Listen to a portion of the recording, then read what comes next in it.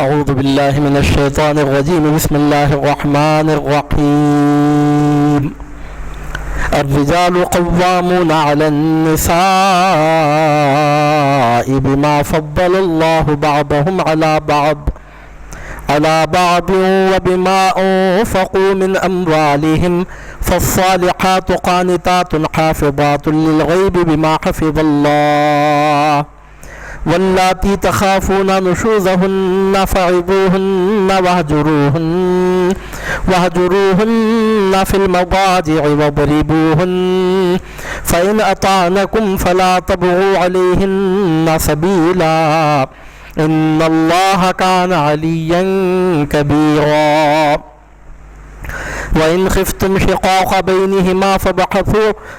خفتم شقاق بينهما فبعثوا حكما من أهله وحكما من أهلها إن يريدا إصلاحا يوفق الله بينهما إن الله كان عليما خبيرا واعبدوا الله ولا تشركوا به شيئا وبالوالدين إحسانا وبذي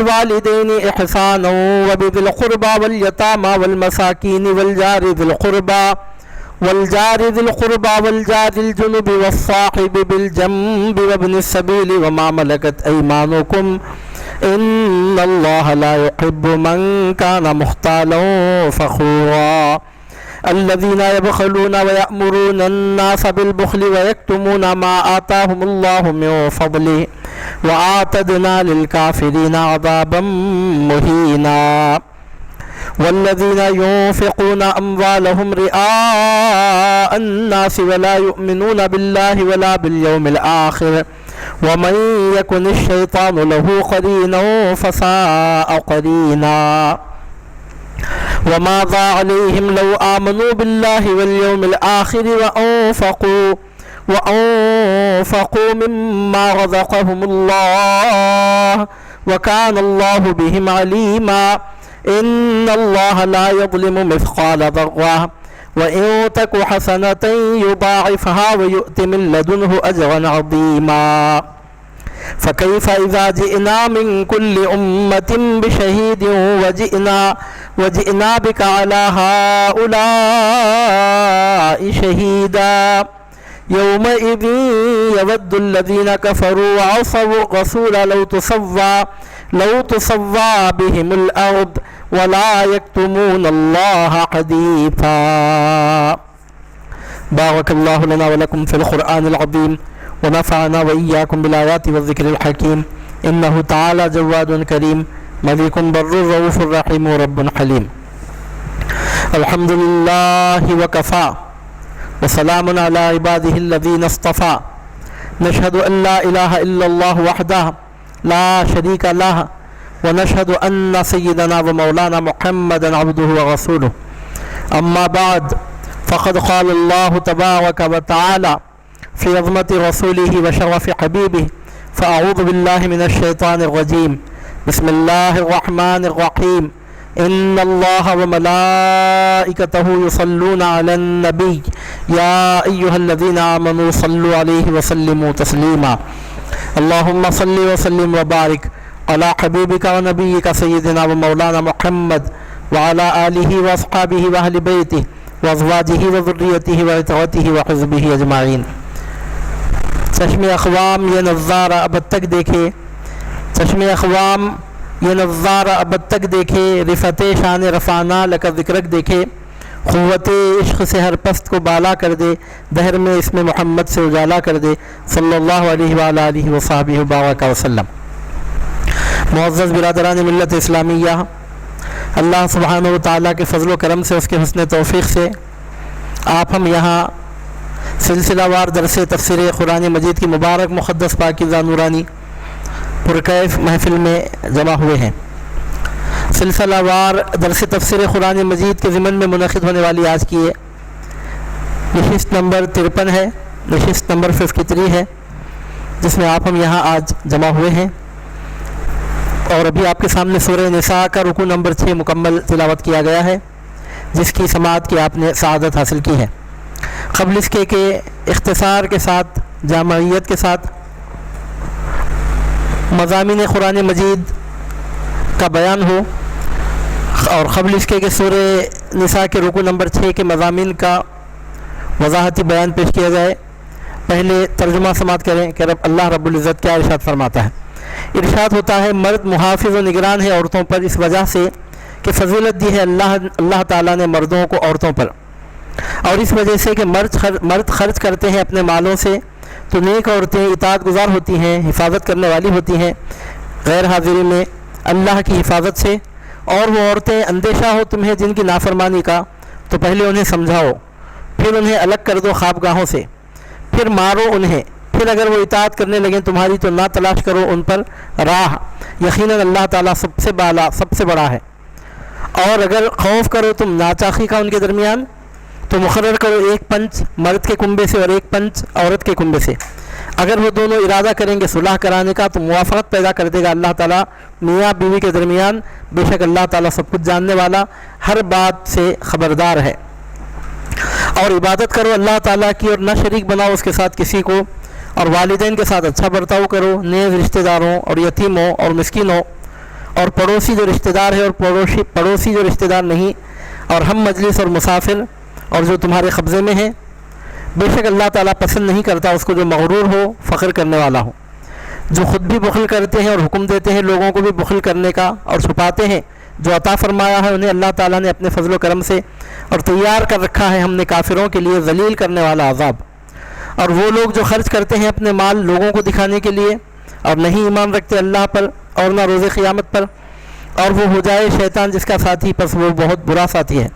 اور کیا نقصان ہوتا ان کا اگر ایمان لاتے اللہ پر اور روز آخرت پر، اور اگر خرچ کرتے اس سے جو دیا ہے انہیں اللہ تعالیٰ نے، اور اللہ تعالیٰ ان سے خوب واقف ہے۔ بے شک اللہ تعالیٰ ظلم نہیں کرتا ذرہ برابر بھی، اگر ہو معمولی سی نیکی تو دگنا کر دیتا ہے اسے اور دیتا ہے اپنے پاس سے اجر عظیم۔ تو کیا حال ہوگا ان کا جب ہم لے آئیں گے ہر امت سے ایک گواہ، اور اے حبیب ہم لے آئیں گے آپ کو ان سب پر گواہ۔ اس روز تمنا کریں گے وہ جنہوں نے کفر کیا اور نافرمانی کی رسول کی کہ کاش ہموار کر دی جاتی ان پر زمین، اور نہ چھپا سکیں گے اللہ تعالیٰ سے کوئی بات۔ صدق اللہ العلی العظیم وبلغنا رسولہ النبی الامین الصادق الکریم۔ برادران ملت، حاضرین مجلس، یہ سورہ نساء کے رکوع نمبر 6 کی آیتوں کا ترجمہ تھا جو آپ نے سماعت فرمایا ہے۔ سورہ نساء مدینہ منورہ میں نازل ہوا ہے، اور مدنی صورتوں میں عقائد کے ساتھ احکام کا بھی بیان ہوا ہے۔ معاشرتی نقطہ نظر سے بھی مسلمانوں کی رہبری رہنمائی کی گئی ہے۔ چنانچہ اسلام میں عبادات کے بعد معاملات کی بھی بڑی اہمیت ہے۔ چنانچہ یہاں ہم دیکھ رہے ہیں کہ معاملات کے سلسلے میں روشن واضح ہدایات اور احکامات عطا فرمائے جا رہے ہیں۔ ایک انسان عبادت بھی اسی وقت صحیح طور پہ ادا کر سکتا ہے جب اس کا دماغ صحیح حالت میں رہے، جب اس کو ذہنی سکون حاصل ہو۔ اگر کسی کو ذہنی سکون ہی حاصل نہ ہو تو عبادت بھی صحیح طور پر کامل طور پر ادا نہیں کر سکتا۔ عبادت اسی کی کامل طور پہ ادا ہوتی ہے جس کو صحت تندرستی حاصل ہو، اور جسمانی طور پر جو صحت تندرست نہ ہو، صحت مند تندرست نہ ہو، وہ صحیح طور پر عبادت بھی نہیں کر سکتا۔ یہی وجہ ہے کہ اسلام جسمانی صحت و تندرستی کو بھی بڑی اہمیت دیتا ہے، اور اسلام میں کئی ایسے کھیل جن میں وقت ضائع ہوتا ہے محض اس وجہ سے جائز قرار پاتے ہیں کہ ان سے جسمانی صحت وابستہ ہوتی ہے۔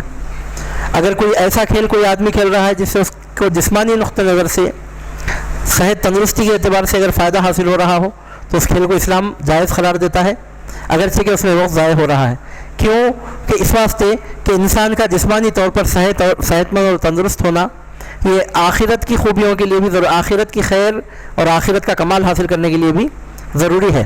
جیسی عبادت نوجوان کر سکتا ہے بوڑھا نہیں کر سکتا، یہی وجہ ہے کہ بوڑھوں کی عبادت سے زیادہ اللہ کی بارگاہ میں پسندیدہ نوجوانوں کی عبادت ہے۔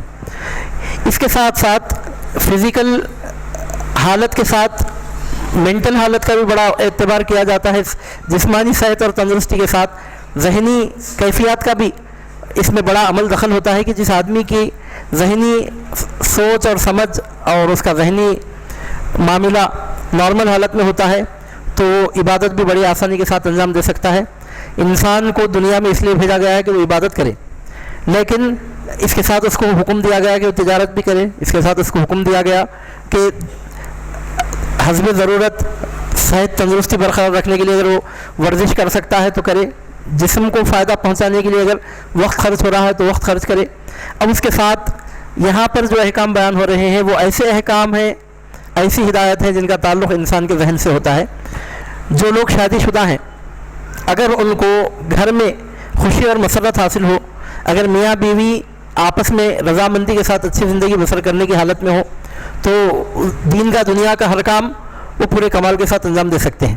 اس کے برخلاف اگر گھر جہنم کا نمونہ بنا ہوا ہے، میاں بیوی کی صورت نہیں دیکھنا چاہتا، بیوی میاں کی صورت دیکھ کر نفرت کر رہی ہے، بچے بیچارے اپنی جگہ پریشان ہیں، تو ایسا گھر جو دنیا میں جہنم کا نمونہ بن چکا ہو، تو ایسے گھر میں زندگی گزارنے والے لوگ ذہنی طور پر ایسی پوزیشن میں ہوتے ہیں کہ وہ دین کا دنیا کا کوئی کام صحیح طور پر انجام نہیں دے سکتے۔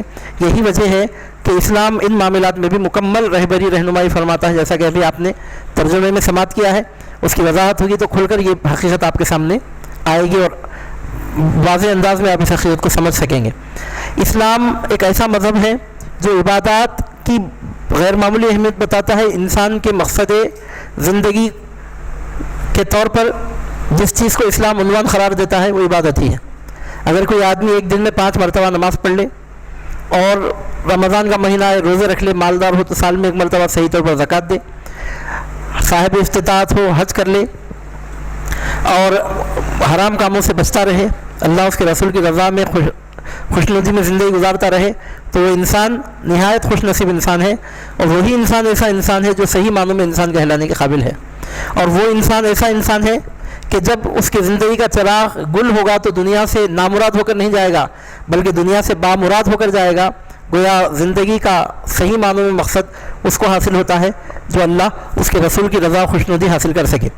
لیکن عبادت کی انجام دہی کے لیے ڈائریکٹ یا انڈائریکٹ کئی چیزوں کا پایا جانا ضروری ہوتا ہے۔ ابھی ہم نے آپ کے سامنے عرض کیا کہ اگر کسی آدمی کو گھر میں سچی خوشی حاصل نہ ہو سکے اور ٹینشن ہی ٹینشن کا شکار ہو، ذہنی انتشار کا شکار ہو، پریشانیوں اضطراب کا شکار ہو، تو ظاہر سی بات ہے کہ ایسا آدمی دین یا دنیا کا کوئی کام صحیح طور پر انجام نہیں دے سکتا۔ اس واسطے اسلام نے اس سلسلے میں واضح ہدایات عطا فرمائی ہیں۔ ہم بعض دیگر مذاہب میں دیکھتے ہیں کہ ان کے پاس طلاق کا کوئی کانسیپٹ ہی نہیں ہے۔ اگر میاں بیوی میں انبن بھی ہو تو ایک دوسرے سے جدا نہیں ہو سکتے، 7 جنموں کا ساتھ کہتے ہیں، نعوذ باللہ من ذالک، وہ 7 جنم کا عقیدہ رکھنا وہ ایک الگ کفر ہے۔ سمجھتے ہیں کہ جنم جنم کا ساتھ ہے، حالانکہ انسان کا تو ایک ہی جنم ہوتا ہے۔ لیکن اسلام ایک ایسا مذہب ہے جو بتاتا ہے کہ طلاق مباح کاموں میں سب سے زیادہ ناپسندیدہ کام ہے، لیکن اگر اس حد تک انبن ہونے لگے کہ اب مل جل کر زندگی گزارنے کا کوئی اندازہ امکان ہی باقی نہیں رہا، تو ایسی صورت میں طلاق کی بھی اسلام میں اجازت دی گئی ہے۔ کیونکہ اب آپ غور کیجئے کہ میاں بیوی میں مکمل انبن ہے، 24 گھنٹے کی انبن ہے، اور لاکھ کوشش کرنے کے باوجود بھی صلاح صفائی کی کوئی امید ہی نہیں ہے، تو ایسی صورت میں ان کا گھر جہنم کا نمونہ بنے گا۔ تو ایسے گھر میں رہنے والا دین کا دنیا کا کون سا کام خیر خوبی سے انجام دے سکے گا؟ یہ ایک طرف کی بات ہے۔ لیکن اس سکے کا دوسرا رخ یہ ہے کہ اسلام جہاں سخت مشکل حالات میں طلاق کی اجازت دیتا ہے، وہی طلاق کو کامن کرنا یہ بھی اسلام میں پسندیدہ عمل نہیں ہے۔ جہاں تک ہو سکے طلاق سے بچنے کی تاکید کی گئی ہے۔ چنانچہ اب مسائل سماعت کریں گے تو آپ کو پتہ چلے گا کہ کتنے اسٹیجز میں اسلام رہنمائی کرتا ہے کہ جہاں تک ہو سکے طلاق کو روکنے کی کوشش کی جائے۔ طلاق کو عام کرنے کا جہاں کلچر ہو، اس کلچر میں، اس سوسائٹی میں کبھی خوشحالی نہیں آ سکتی، کیونکہ طلاق کا سب سے پہلا نقصان پہنچتا ہے اولاد کو۔ جو چھوٹے چھوٹے بچے ہیں ان کو ماں کی بھی ضرورت ہوتی ہے اور باپ کی بھی۔ اگر وہ ماں سے محروم ہو جائے یا باپ سے محروم ہو جائے تو ان کی نفسیات پر اس کا ضرور اثر پڑتا ہے۔ اور جس معاشرے میں بچوں کو سچی خوشی نصیب نہیں ہو سکتی، وہی تو بچے کل کا مستقبل ہیں۔ اگر بچپن سے ان کے ذہن میں اس قسم کی مایوسی کے تصورات پیدا ہو جائیں تو ایسے بچوں سے روشن مستقبل کی کیا خاک امید کی جا سکتی ہے۔ چنانچہ اسلام میں نکاح کا مقصد ہے اچھے معاشرے کو وجود میں لانا۔ اسی مقصد کے لیے نکاح عبادت بن گیا، ورنہ اگر اچھے معاشرے کو وجود میں لانے کا اگر کوئی کانسیپٹ نہ ہو، کوئی تصور نہ ہو، تو نکاح کرنے کی ضرورت ہی کیا باقی رہ جاتی ہے۔ اسلام میں نکاح کا مقصد یہ ہے کہ اچھا معاشرہ وجود میں آئے۔ اس سے پہلے بھی ہم آپ کے سامنے عرض کر چکے ہیں کہ انسان کی عمر ختم ہونے کے بعد، یعنی انسان جب بوڑھا ہو جاتا ہے، مرنے کے قریب پہنچتا ہے، تو اس کے بعد مین پاور کی ضرورت ہوتی ہے۔ اب اس مسجد میں آپ دیکھ رہے ہیں کہ ہم بیٹھ کر کچھ دین کا کام کر رہے ہیں، کچھ قرآن مجید کا درس دے رہے ہیں. یہ کام کب تک ہوا؟ 10 سال 20 سال 30 سال 40 سال. آج کے 100 سال کے بعد تو آپ اس کی امید نہیں کر سکتے، آج سے 50 سال کے بعد تو آپ اس کی امید نہیں کر سکتے. تو سوال یہ پیدا ہوتا ہے کہ پہلے والے لوگ جب موت کے قریب پہنچ جائیں، جب ان کی زندگیوں کے مراحل تکمیل کو پہنچنے لگے، پیچھے سے دوسرے لوگ اگر تیار نہ ہو تو پھر ان کاموں کی دنیا میں باقی رہنے کا سبب کیا باقی رہ جائے گا؟ آسمان سے فرشتے تو نہیں اتر کر آئیں گے درس قرآن دینے کے لیے، جبریل تو نہیں آئیں گے جمعہ کی نماز پڑھانے کے لیے، میکائیل تو نہیں آئیں گے خطبہ دینے کے لیے. ظاہر سی بات ہے کہ اذان دینے کے لیے اسرافیل نہیں آئیں گے. ہمارے پیچھے ہم کو اپنی صنف سے، اپنی نو سے انسانوں کو تیار کرنا پڑے گا. تو ماں باپ کا سب سے بڑا کنٹریبیوشن یہ ہوتا ہے کہ جو اپنی اچھی اولاد کو دنیا میں چھوڑ کر جاتے ہیں، ان کا سب سے بڑا کنٹریبیوشن یہ ہوتا ہے کہ دنیا میں جو امن قائم ہے، جو دنیا میں جو خیر اور سلامتی باقی ہے، جو اچھائی باقی ہے، وہ ماں باپ کے ذریعے ہی وجود میں آتی ہے. کہ اچھی نسل کو ہم اپنے پیچھے چھوڑ کر جائیں گے تو اچھے کام بھی دنیا میں چلتے رہیں گے. اس کے برخلاف بری نسل کو چھوڑ کر جائیں گے تو ظاہر سی بات ہے کہ اس کا انجام بھی برا ہی ہوگا. تو جس سوسائٹی میں طلاق کامن ہو جائے، اس سوسائٹی میں بچے محبتوں سے محروم ہو جاتے ہیں، شفقتوں سے محروم ہو جاتے ہیں، تو وہ سوسائٹی کبھی پھل پھول نہیں سکتی. چنانچہ اسلام نے جہاں طلاق کی گنجائش باقی رکھی ہے، وہیں طلاق کی سخت مذمت بھی کی ہے. حدیث پاک میں آتا ہے کہ جتنے جائز کام ہیں، سب جائز کاموں میں سب سے زیادہ بری بات، اللہ تعالیٰ کو سب سے زیادہ جو ناپسندیدہ بات ہے وہ طلاق ہے. جب کوئی راستہ باقی نہ رہے تو طلاق دینے کی چھوٹ تو دی گئی ہے، لیکن بات بات پر طلاق دینا، چھوٹی چھوٹی بات پر طلاق دینا، جیسے بعض لوگوں کو عادت پڑ جاتی ہے، یہ اسلام میں سخت ناپسندیدہ بات قرار دی گئی ہے. اب آپ دیکھیے، اب ہم مضامین بیان کر رہے ہیں تو اب آپ اس سے اندازہ لگائیں گے کہ اسلام کس حد تک طلاق کو روکنے کی کوشش کرتا ہے. چنانچہ اللہ تعالیٰ ارشاد فرماتا ہے کہ مرد محافظ اور نگران ہیں عورتوں پر، اس وجہ سے کہ اللہ تعالیٰ نے فضیلت دی ہے مردوں کو، اس وجہ سے کہ فضیلت دی ہے اللہ تعالیٰ نے مردوں کو عورتوں پر، اور اس وجہ سے کہ مرد خرچ کرتے ہیں اپنے مالوں سے عورتوں کی ضرورت و آلام کے لیے. تو نیک عورتیں اطاعت گزار ہوتی ہیں، حفاظت کرنے والی ہوتی ہیں مردوں کی غیر حاضری میں اللہ کی حفاظت سے. یہاں پر اللہ تعالیٰ ارشاد فرماتا ہے کہ اللہ تعالیٰ نے مردوں کو عورتوں پر قوام بنایا. الرجال قوامون علی النساء، مرد محافظ اور نگران ہیں عورتوں پر. تو اس سے کیا معلوم ہوتا ہے کہ عورت کی حفاظت کا فریضہ مرد انجام دیتا ہے. جسمانی اعتبار سے مرد زیادہ طاقتور ہوتا ہے. آپ اگر سائنٹیفک بیسس پر اگر دیکھیں تو جتنا وزن مرد اٹھا سکتا ہے اتنا وزن عورت نہیں اٹھا سکتی. جتنا ہارڈ ورک مرد کر سکتا ہے اتنا ہارڈ ورک عورت نہیں کر سکتی. فزیکلی یہ بات ثابت شدہ ہے. اگر کوئی کہے کہ نہیں عورت مرد دونوں برابر ہیں تو یہ بات عقل کی بنیاد پر بھی ثابت نہیں ہو سکتی. اللہ تعالیٰ نے اپنی مرضی سے جسمانی ساخت میں فرق رکھا ہے. جب جسمانی ساخت میں فرق رکھا گیا ہے تو پھر احکام میں بھی اس کا فرق ہوگا. چنانچہ ارشاد ہوتا ہے کہ مرد محافظ اور نگران ہیں عورتوں پر. اب عورت اور مرد، شوہر اور بیوی دونوں برابر ہیں یا بعض کو بعض پر فضیلت دی گئی ہے؟ تو اسلام اصول یہ بتاتا ہے کہ بیوی پر شوہر کو فضیلت دی گئی ہے، کیونکہ جہاں عورت اور مرد دونوں میں کسی کو کسی پر فضیلت ہی نہ دی جائے تو اس گھر میں کوئی ڈیسیژن نہیں لیا جا سکتا. بیوی کہتی ہے کہ ایسا ہونا چاہیے اور مرد کہتا ہے کہ ایسا ہونا چاہیے، اور دونوں کو اگر برابر کی اتھارٹی دی جائے تو کوئی بات فیصل نہیں ہو سکتی. اس واسطے اسلام یہ کہتا ہے کہ مرد محافظ ہے، نگران ہے، یعنی ذمہ داری مرد کی ہے. اس محلے میں رہنا چاہیے کہ دوسرے محلے میں رہنا چاہیے. گھر میں کوئی چیز خریدنا ہے تو ابھی خریدنا چاہیے کہ بعد میں خریدنا چاہیے. اگر گھر سے تعلق رکھنے والا کوئی ڈیسیژن لینا چاہیے تو مرد کو لینا چاہیے کہ عورت کو. تو اسلام یہ بتاتا ہے کہ عورت کو بھی مکمل طور پر یہ حق حاصل ہے کہ وہ اپنے شوہر کو مشورہ دے، اپنی پسند ناپسند کا اظہار کرے، اپنے مشورے ضرور دے، لیکن ڈیسیژن لینے کا حق یہ تو مرد ہی کو رکھا گیا. کیونکہ جہاں ایک وقت میں دو فیصلہ کرنے والے ہوتے ہیں وہاں کوئی فیصلہ نہیں ہو سکتا. چنانچہ اسلام یہ کہتا ہے کہ عورتوں پر مردوں کو فضیلت دی گئی ہے. اب کیوں دی گئی ہے فضیلت؟ تو اب یہاں پر سمجھنے کی قابل بات ہے. مردوں کو اگر عورتوں پر فضیلت نہ دی جاتی تو عورتوں کو مردوں پر تو فضیلت دیا جانا ہی چاہیے تھا. یہ تو نہیں ہو سکتا کہ دونوں برابر ہی رہیں. جب دونوں برابر ہی رہیں گے تو کوئی بات فیصلہ ثابت نہیں ہو سکتا. کسی نہ کسی کو تو فضیلت دینا ہی چاہیے تھا. اب یہاں پر دو راستے باقی رہتے ہیں، یا تو عورت کو مرد پر فضیلت دی جائے یا مرد کو عورت پر فضیلت دی جائے. کسی نہ کسی کو تو فضیلت دینا ہی تھا. تو اللہ تعالیٰ نے مرد کو عورت پر فضیلت دی. کس وجہ سے دی؟ اس وجہ سے کہ مرد میں یہ صلاحیت پائی جاتی ہے کہ وہ عورت پر محافظ بن سکے، عورت کا نگران بن سکے. اس کی وجہ یہ بیان کی جاتی ہے کہ اس وجہ سے کہ مرد خرچ کرتے ہیں عورتوں پر اپنا مال ان کی ضرورتوں کے لیے. مرد پیسہ کمانے والا ہوتا ہے اور مال خرچ کرنے والا ہوتا ہے. مرد ضرورتوں کو پورا کرنے والا ہوتا ہے، تو اللہ تعالیٰ فرماتا ہے چونکہ مرد عورت کی ضرورت کو پورا کرتا ہے اس لیے عورت پر مرد کو فضیلت دی گئی ہے۔ اب آج کی ماڈرن سوسائٹی میں کوئی یہ کہہ سکتا ہے کہ آج تو عورت بھی کما رہی ہے، یہ تو خیر اس وقت کی بات ہے جب وومن امپلائمنٹ کا کوئی تصور نہیں تھا، عورت کماتی نہیں تھی۔ اگر مرد کا انتقال ہو جاتا تو عورت بے سہارا ہو جاتی، بیوہ ہو جاتی، بے سہارا ہو جاتی تھی، بچوں کی کوئی دیکھ ریکھ کرنے والا نہیں ہوتا تھا جب تک کہ کوئی قریبی رشتہ دار ہاتھ نہ پکڑے۔ یہ اس زمانے کی بات تھی جب وومن امپلائمنٹ نہیں تھا، عورتیں کمانے کے قابل نہیں تھیں۔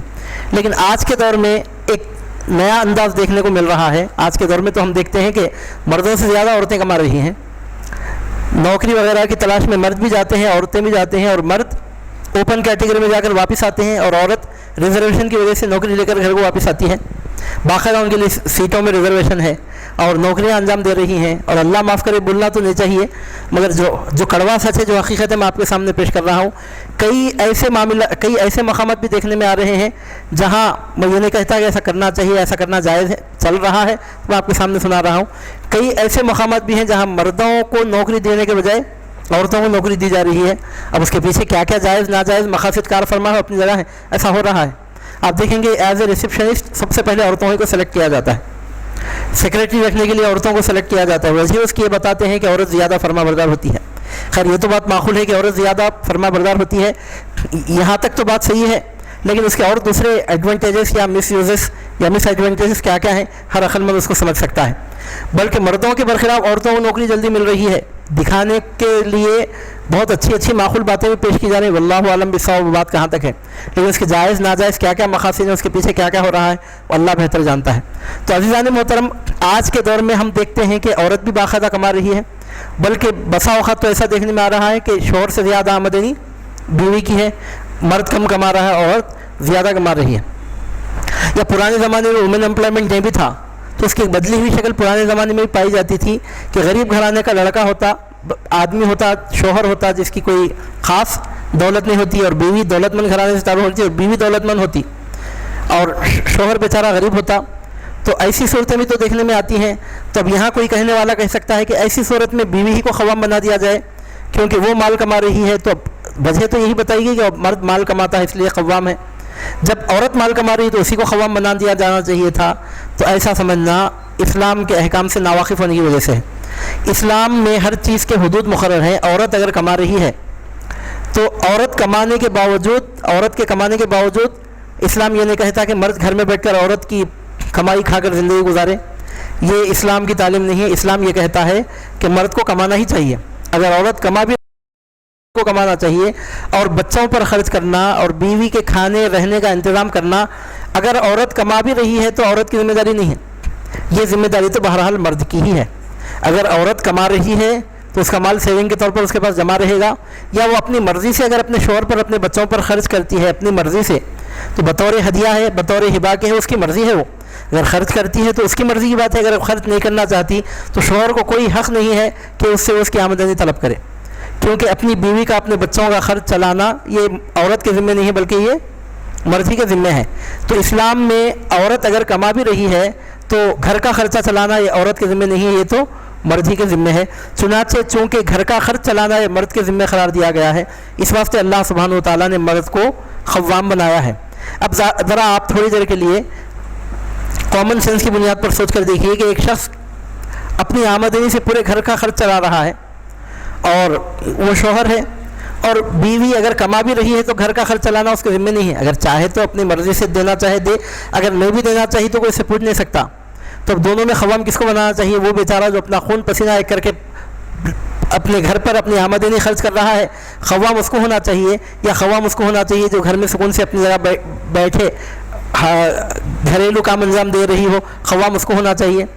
ظاہر سی بات ہے کہ قوام وہی ہو سکتا ہے کہ جو خرچ کرنے کی ذمہ داری قبول کیے ہوئے ہے۔ عورت اگر کما بھی رہی، میں کیا بات آپ کے سامنے پیش کرنا چاہتا ہوں، وومن امپلائمنٹ اگر کامن بھی ہو چکا ہے، عورت اگر کما بھی رہی ہے تو بچوں پر خرچ کرنا عورت کی کوئی ذمہ داری نہیں ہے، خرچ کرنا تو بہرحال مرد ہی کی ذمہ داری ہے۔ اگر عورت اپنی مرضی سے خرچ کر دے تو احسان ہے، وہ الگ چیز ہے، حق نہیں ہے۔ حق تو بہرحال شوہر ہی کا ہے کہ وہ اپنے گھر کا خرچ چلائے۔ تو ایسی صورت میں چونکہ شوہر اپنی آمدنی اپنی بیوی پر اپنے بچوں پر خرچ کرتا ہے تو قرآن یہ کہتا ہے کہ جب اس کا مال تم پر خرچ ہو رہا ہے تو اس کو یہ حق حاصل ہے کہ وہ تم پر قوام بنے۔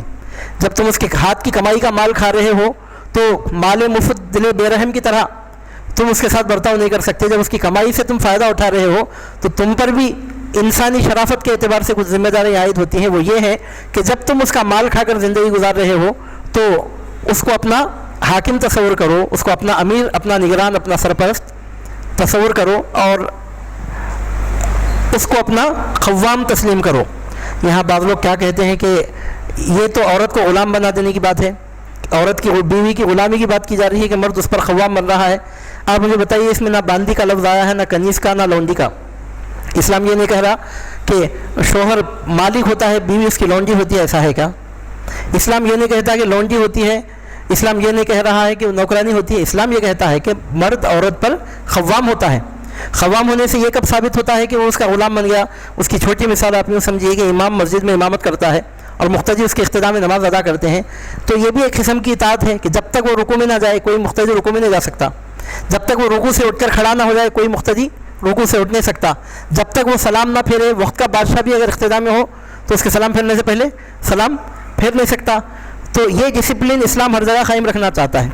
یہ ڈسپلن تو اسلام مسجد میں بھی قائم رکھنا چاہتا ہے. جماعت کی نماز کا جو حکم دیا گیا اور جس تاکید کے ساتھ جماعت کی نماز کا حکم دیا گیا ہے, حضور نبی کریم صلی اللہ علیہ وسلم فرماتے ہیں کہ جو لوگ جماعت سے نماز پڑھنے کے لیے مسجد میں نہیں آتے, مجھے خیال ہوتا ہے کہ میں اپنی جگہ کسی اور کو نماز پڑھانے کے لیے مقرر کروں اور جا کر ان کے گھروں کو آگ لگا دوں. جن گھروں میں مرد جماعت کی نماز کے وقت مسجد میں آئے بغیر گھروں میں بیٹھے رہتے ہیں, ان گھروں کو آگ لگا دینے کے لیے میرا جی چاہتا ہے, او کما قال صلی اللہ علیہ وسلم. مگر حضور نبی کریم صلی اللہ علیہ وسلم فرماتے ہیں کہ میں ایسا اس لیے نہیں کرتا کہ ان گھروں میں عورتیں اور بچے بھی ہوتے ہیں, اس واسطے میں چھوڑ دے رہا ہوں. اگر بچوں کا عورتوں کا خیال نہ ہوتا تو میرے جی میں آتا ہے کہ ایک آدھ مرتبہ نماز پڑھانے کا مطلب یہ نکلتا ہے, اس کا وضاحت پیش کر رہا ہوں میں. مطلب اس کا یہ نکلتا ہے کہ سرکار صلی اللہ علیہ وسلم کے ارشاد کا کہ آپ کے قلب مبارک میں خیال آتا کہ ایک آدھ مرتبہ کسی اور کو نماز پڑھانے کے لیے مقرر کر کے آپ دورہ کریں بستی کا, اور جن گھروں میں مرد نماز کو آئے بغیر سکون سے, آرام سے, اطمینان سے بیٹھے ہوئے ہوتے ہیں, ان گھروں کو آگ لگا دیں. یہ خیال آتا حضور نبی کریم صلی اللہ علیہ وسلم کے قلب مبارک میں. تو آپ اندازہ لگائیے کہ جماعت کی نماز سے محروم ہونا ایک کتنی بڑی محرومی ہے اور کتنی سخت نازیبہ بات ہے. وہ نبی جو رحمت للعالمین بن کر دنیا میں تشریف لائے ہیں, وہ فرماتے ہیں میرے جی میں آتا ہے کہ گھروں کو آگ لگا کر انہیں زندہ جلا دوں. حالانکہ حضور نبی کریم صلی اللہ علیہ وسلم فرماتے ہیں کسی مخلوق کو جائز نہیں ہے کہ دوسرے مخلوق کو جلانے کی تکلیف دے. وہ اللہ کا حق ہے کہ وہ عذاب دینے کے لیے اپنے بندوں کو جلاتا ہے, وہ خالق کا حق ہے. مخلوق کو اجازت نہیں ہے کہ سزا دینے کے لیے کسی کو جلائے. یہ بھی سرکار خود ارشاد فرماتے ہیں.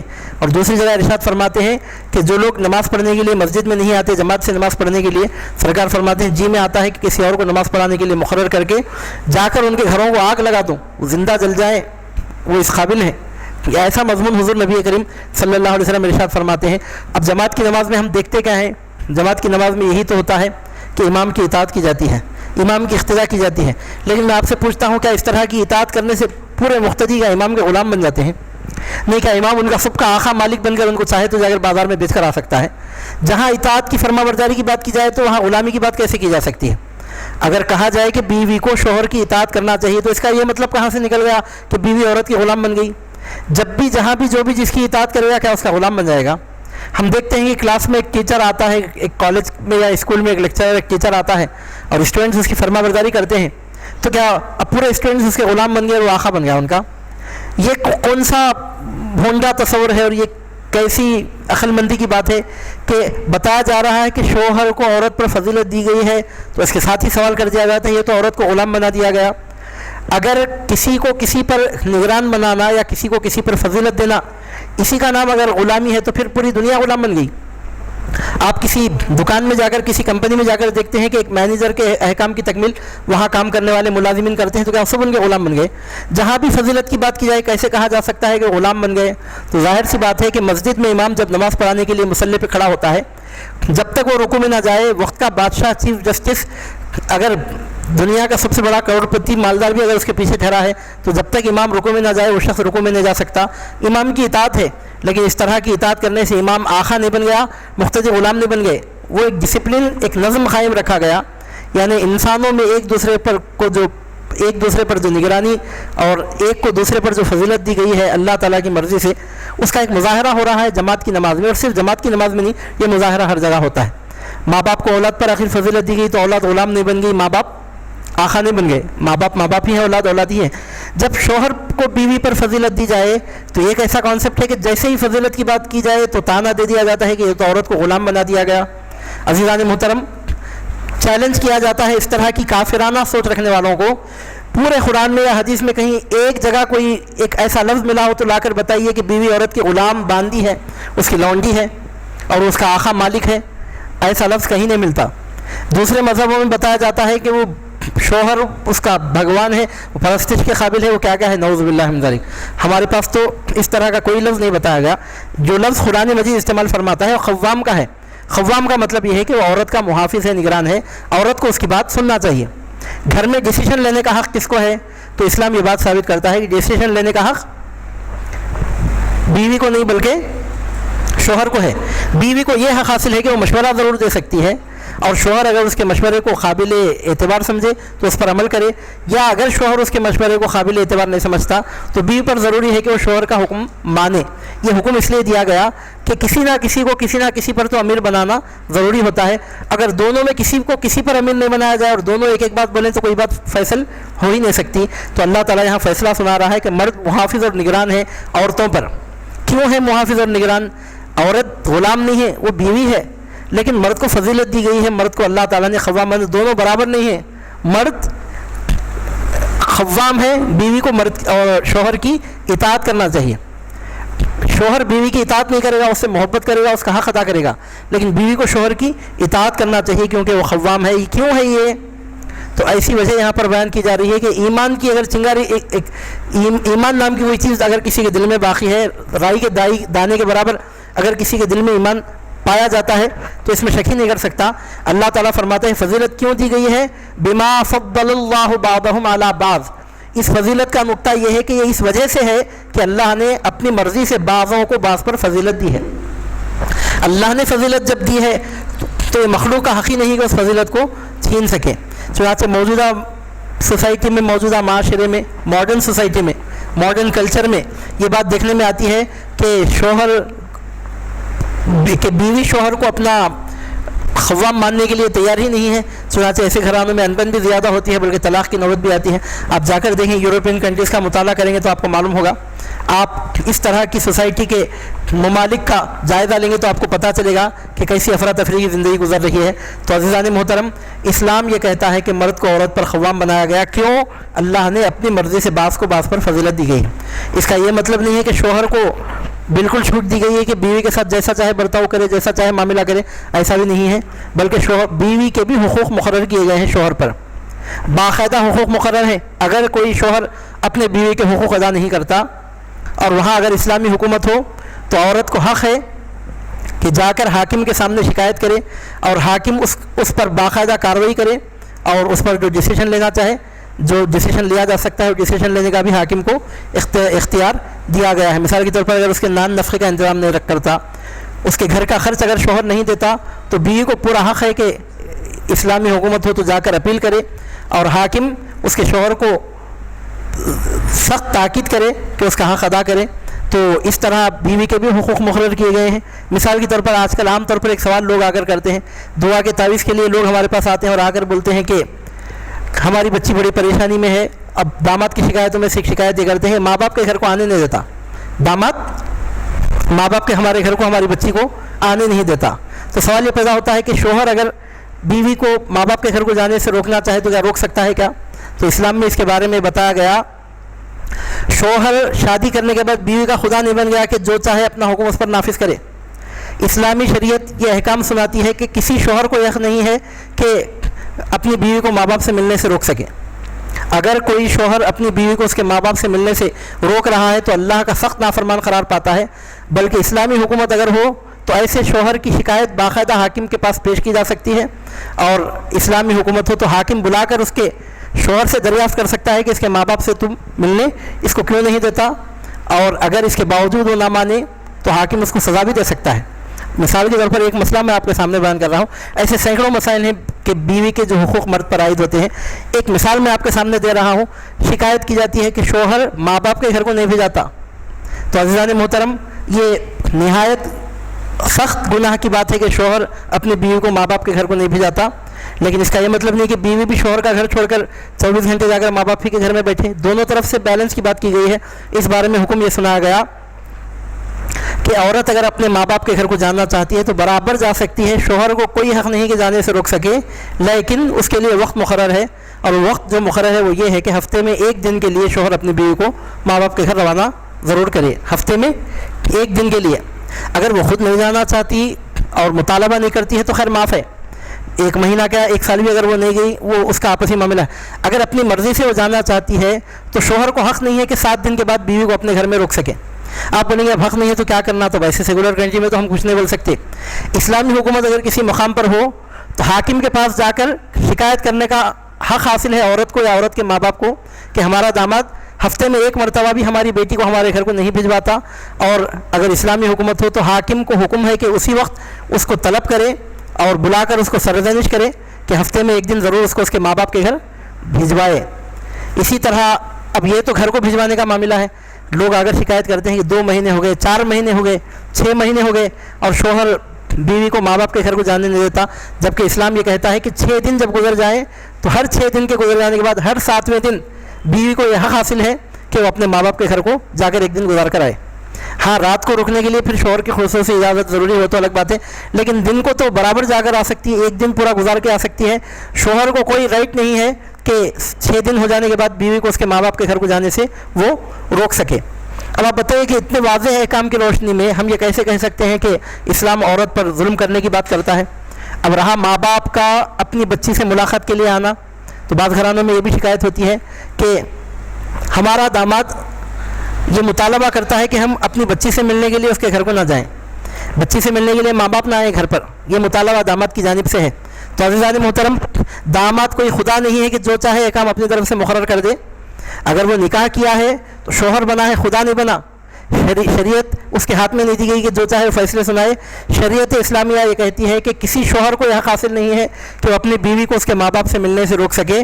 اگر کوئی شوہر اپنی بیوی سے مطالبہ کرتا ہے کہ تمہارے ماں باپ میرے گھر میں آ کر تم سے ملنے کے لیے نہ آئے, تو ایسے موقع پر اس کے خسر کو, اس کی ساس کو پورا حق ہے کہ وہ حاکم کے پاس جا کر اس بات کی اجازت لیں اور اس کو سرزنش کریں اور باقاعدہ جا کر اپنی بیٹی سے مل کر آئیں. کسی شوہر کو حق نہیں ہے کہ ماں باپ کو ان کے گھر کو آنے سے, اپنی بچی سے ملنے کے لیے آنے سے روک سکے. آج کل کے حالات میں ہم دیکھتے ہیں کہ شوہر ماں باپ سے ملنے نہیں دینا چاہتا. اب یہ تو پرانے زمانے کے, آج کل تو فون نکلا ہے. بعض شوہروں کا یہ مطالبہ ہے کہ وہ اپنے ماں باپ سے بات نہ کریں. اگر کوئی شوہر اپنی بیوی سے کہتا ہے کہ تم اپنے ماں باپ سے بات نہ کرو فون پر, تو کیا شوہر کی یہ بات مانی جائے گی؟ تو اسلامی احکام کی روح سے یہی بات سامنے آتی ہے کہ شوہر کو کوئی حق نہیں ہے کہ وہ اپنی بیوی کو اس کے ماں باپ سے بات کرنے سے روک سکے. عورت کو مکمل حق حاصل ہے کہ وہ روزانہ اپنے ماں باپ سے فون پر بھی بات کر سکتی ہے. اگر کوئی شوہر روک رہا ہو تو, اب یہاں تو سیکولر کنٹری ہم کیا بولیں گے آپ کے سامنے, اگر اسلامی حکومت ہو تو حاکم کے دربار میں باقاعدہ شکایت کر کے اس کو اس عمل سے روکا جا سکتا ہے اور باقاعدہ عورت اپنے ماں باپ سے بات کر سکتی ہے. تو 2 مسئلے میں نے آپ کے سامنے بیان کیے, بطور مثال کے ہیں. ایسے سینکڑوں مسئلے, اگر وہ مسئلے میں بولنے لگوں تو یہ درس قرآن کی محفل نہ رہی, وہ الگ مستقل تقریر ہو جائے گی. بطور مثال کے میں 2 باتیں آپ کے سامنے پیش کر رہا ہوں. اگر کوئی عورت اپنے ماں باپ کے گھر کو جانا چاہتی ہے ہفتے میں 1 مرتبہ, تو شوہر کو حق نہیں کہ وہ روک سکے. ہاں یہ بول سکتا ہے کہ رات کو واپس آ جاؤ, دن میں جانے سے تو نہیں روک سکتا. اگر کوئی ماں باپ اپنی بچی سے ملنے کے لیے آنا چاہتے ہیں تو داماد کو حق نہیں ہے کہ اپنے ساس اور خسر کو اپنے گھر آنے سے وہ روک سکے. تو ایسے واضح احکام میاں عورت کے لیے اسلام پیش کرتا ہے. ان احکام کی روشنی میں کیسے کوئی یہ کہہ سکتا ہے کہ اسلام نے عورت کو غلام بنا دیا؟ یہ ایسا کہنے والے در حقیقت اسلام کی تعلیمات سے سخت ناواقف ہیں. چنانچہ اللہ تعالیٰ ارشاد فرماتا ہے کہ مرد محافظ و نگران ہے عورتوں پر, اس وجہ سے کہ فضیلت دی ہے اللہ نے مردوں کو عورتوں پر. کیا فضیلت دی ہے؟ تو ارشاد ہوتا ہے اس وجہ سے کہ وہ خرچ کرتے ہیں اپنے مالوں سے عورتوں کی ضرورتوں کے لیے. دنیا میں شرافت کا تقاضا ہے کہ جب کوئی آدمی کسی کے مال سے فائدہ اٹھاتا ہے تو وہ اس کا وفادار بنتا ہے. ایک کتے کو اگر روٹی کھلائی جائے تو کتا وفادار بن کر دم ہلاتا ہے. ہم دیکھتے ہیں جانوروں میں تو یہ صفت پائی جاتی ہے. دنیا میں اگر آپ کسی کے مال سے فائدہ اٹھاتے ہیں تو آپ کی شرافت کا تقاضا یہی ہوتا ہے کہ اس کا لحاظ رکھیں. جب شوہر کے مال سے بیوی روزانہ 3 وقت کھانا کھاتی ہے, کپڑے پہنتی ہے, پوری زندگی کی ضرورتیں جب شوہر کے مال سے وہ پوری کر رہی ہے, تو وہ باندھی نہیں بن گئی, غلام نہیں بن گئی, مگر بحیثیت انسان کے انسانی شرافت کے اعتبار سے انسانی شرافت اس سے اس بات کا تقاضا کرتی ہے کہ وہ شوہر کی اطاعت کرے. جب اس کا مال کھا رہی ہے، اس کے مال سے فائدہ اٹھا رہی ہے، تو اس کے ڈیسیشنس کو اس کو تسلیم کرنا چاہیے. مثال کے طور پر ہم اسی گھر میں رہیں گے یا گھر بدل دیں گے تو بیوی یہ تو بول سکتی ہے کہ اس گھر کے بجائے فلاں گھر میں اگر چلے گئے تو اچھا ہے، مشورہ دے سکتی ہے، ڈیسیشن نہیں لے سکتی. ڈیسیشن تو بہرحال شوہر ہی لے گا کہ اس گھر میں رہنا ہے کہ دوسرے گھر میں. جب عورت مرد کے مال سے فائدہ اٹھا رہی ہے تو پھر عورت کو چاہیے کہ وہ مرد کی اطاعت بھی کرے. ارشاد ہوتا ہے کہ اطاعت گزار عورتیں حفاظت کرنے والی ہوتی ہیں مردوں کی غیر حاضری میں اللہ کی حفاظت سے. اور اللہ تعالیٰ فرماتا ہے کہ نیک عورتیں کون ہوتی ہیں؟ تو اللہ تعالیٰ فرماتا ہے جو شوہروں کی فرما برداری کرنے والی ہوتی ہیں وہ نیک عورتیں ہوتی ہیں، اور جو شوہروں کے حقوق کی حفاظت کرنے والی ہوتی ہیں غیر حاضری میں. اللہ معاف کرے، کئی عورتیں ایسی بھی ہوتی ہیں جو شوہر کی غیر حاضری میں اس کے حقوق سے خیانت کرتی ہیں، آوارہ چلن چلتی ہیں. اس سے زیادہ کھلے الفاظ میں بولنا آداب مجلس کے خلاف ہے. یعنی شوہر کی غیر حاضری میں بھی اس کے حقوق کا پورا لحاظ رکھتی ہے. مطلب بیوی صرف اپنے شوہر کے استعمال کے لیے ہوتی ہے، کسی غیر مرد کو کسی بھی طرح کا فائدہ اٹھانے کی وہ ہرگز اجازت نہیں دے سکتی. تو نیک عورتیں کون ہیں؟ تو اللہ تعالیٰ فرماتا ہے نیک عورتیں وہی جو شوہروں کی فرما برداری کرتی ہیں اور جو شوہروں کی غیر حاضری میں اس کی حفاظت کرتی ہیں، یعنی غیر مردوں کو کسی بھی طرح خود سے فائدہ اٹھانے کا موقع نہیں دیتی غیر حاضری میں. اب سامنے تو یہ مجال نہیں ہو سکتی، لیکن غیر حاضری میں بھی جو اپنی امانت سے کام لیتی ہیں وہ عورتیں نیک عورتیں ہوتی ہیں اللہ کی حفاظت سے. اللہ تعالیٰ فرماتا ہے وہ عورتیں جن اندیشہ ہو تمہیں جن کی نافرمانی کا تو پہلے انہیں سمجھاؤ، پھر الگ کر دو انہیں خوابگاہوں سے، پھر بھی باز نہ آئے تو مارو انہیں، پھر اگر وہ اطاعت کرنے لگیں تو ان پر ظلم کرنے کی راہ تلاش نہ کرو. اللہ تعالیٰ سب سے بڑا سب سے بالا ہے.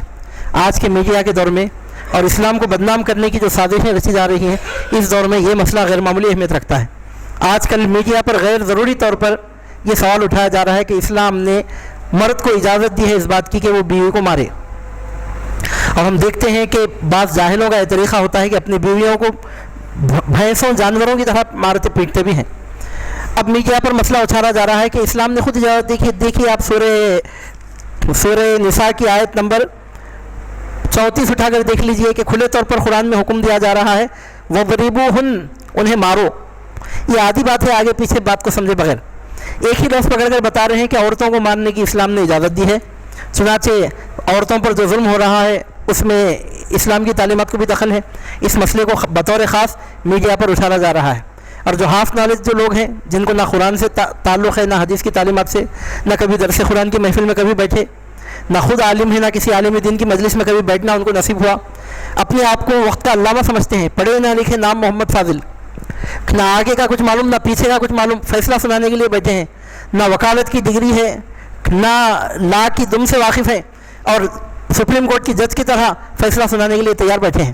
تو ایسے لوگوں کے بارے میں ہم یہ دیکھتے ہیں کہ ان کا ایمان متذبذب ہونے لگتا ہے اور وہ لوگ بڑے پریشان ہو جاتے ہیں کہ اسلام تو عورت کو مارنے کا حکم دیتا ہے. تو عزیزان محترم، یہاں مارنے کا حکم عام حالتوں میں نہیں ہے جیسا جاہلوں کا طریقہ ہوتا ہے، شرابیوں کا طریقہ ہوتا ہے، ظالموں کا طریقہ ہوتا ہے کہ وہ نارمل حالتوں میں اپنی بیویوں کو مارتے پیٹتے رہتے ہیں اٹھے بیٹھے. اس طرح کے ظالمانہ طرز عمل کا اسلام میں کوئی جواز نہیں ہے. ذرا رک کے آپ میری بات غور سے سماعت کریں، بہت اہم مسئلہ ہے جو میں آپ کے سامنے پیش کر رہا ہوں. یہ مسئلہ اس قابل ہے کہ اس کو سوشل میڈیا پر عام کیا جائے. یہ مسئلہ اس قابل ہے کہ ہمارے غیر مسلم بھائی جو اسلام کی تعلیمات سے صحیح طور پر واقف نہیں ہیں ان کے سامنے یہ مسئلہ لایا جائے، ان کو بتایا جائے کہ اس کا اصلی روپ کیا ہے اس مسئلے کا.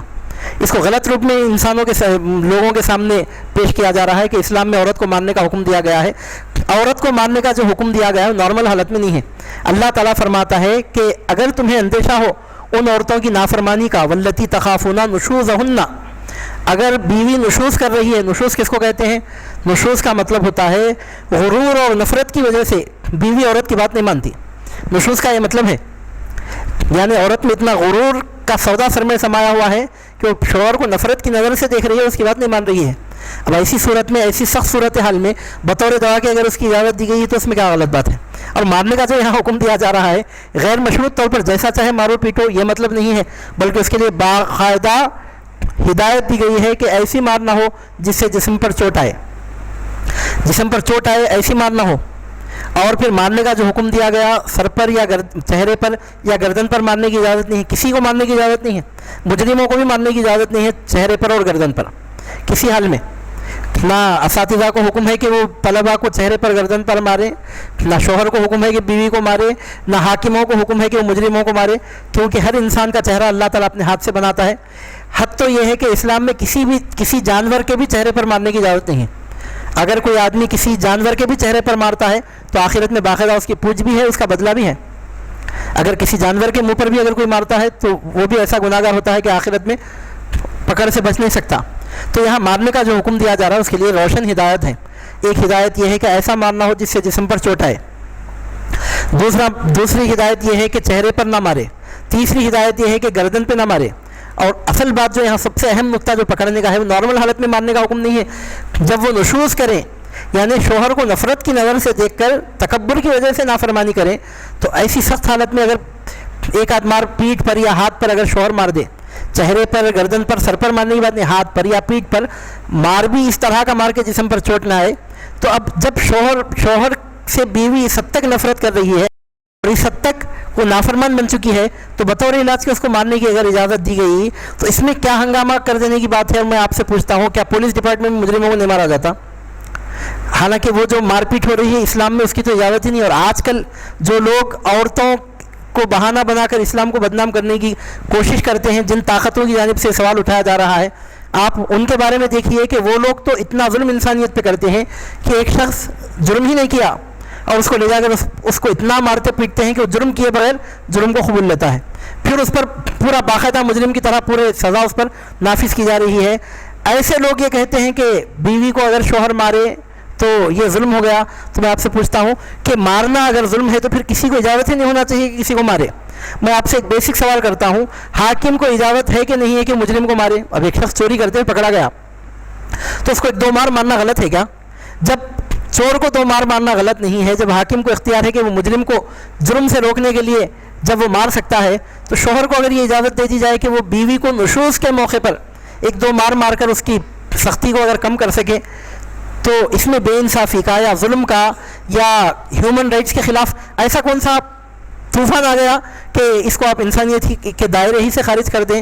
تو بات دراصل یہ ہے کہ اسلام میں جو بیوی کو مارنے کی اجازت دی گئی ہے شوہر کو، نارمل حالت میں نہیں ہے بلکہ نشوز کے موقع پر ہے۔ یعنی عورت جب شوہر سے نفرت کر کے تکبر کی بنیاد پہ اس کی نافرمانی کرتی ہے تو ایک قسم کا جرم ہے یہ، تو اس جرم کو روکنے کے لیے شوہر کو اجازت دی گئی کہ وہ مار سکتا ہے، لیکن وہ مار بھی چہرے پر نہ ہو، وہ مار بھی گردن پہ نہ ہو، اور وہ مار بھی ایسی نہ ہو کہ جس سے جسم پر چوٹ آئے۔ اور بعض شوہروں کا تو یہ حال ہے کہ وہ اپنے دوستوں میں بیٹھ کر بڑی شان سے بولتے ہیں کہ میں نے اپنی بیوی کو ایک تماچا مارا ہے۔ عزیزان محترم، ان بدبختوں کو یہ معلوم ہونا چاہیے کہ اسلام کی تعلیمات سے ان کا کوئی تعلق ہی نہیں ہے۔ اسلام تو کسی جانور کے بھی منہ پر مارنے کی اجازت نہیں دیتا، چاہے جائے کہ انسان کے بیوی کے چہرے پر مارنے کی اجازت دی جائے، گردن پر مارنے کی اجازت دی جائے۔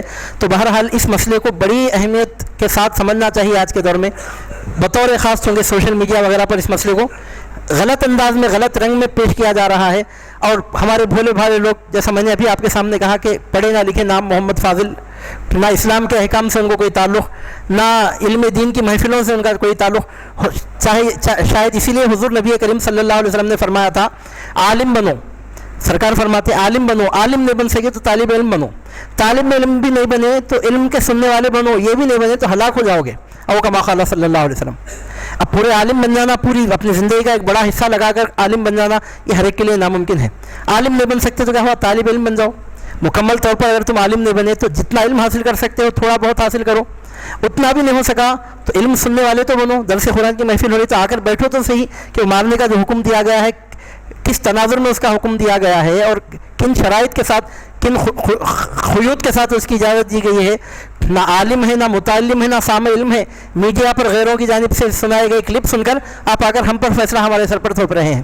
تو عزیزان محترم، یہ کون سے انصاف کا تقاضا ہوا، یہ کون سے عدل کی بات ہوئی؟ تو ایک مرتبہ پھر مختصر الفاظ میں اس مسئلے کو میں دوہرا ہوں۔ دیکھیے، شوہر کو اجازت دی گئی ہے کہ وہ بیوی کو مار سکتا ہے، تو کب ہے؟ نارمل حالت میں ہرگز نہیں ہے۔ کب ہے یہ؟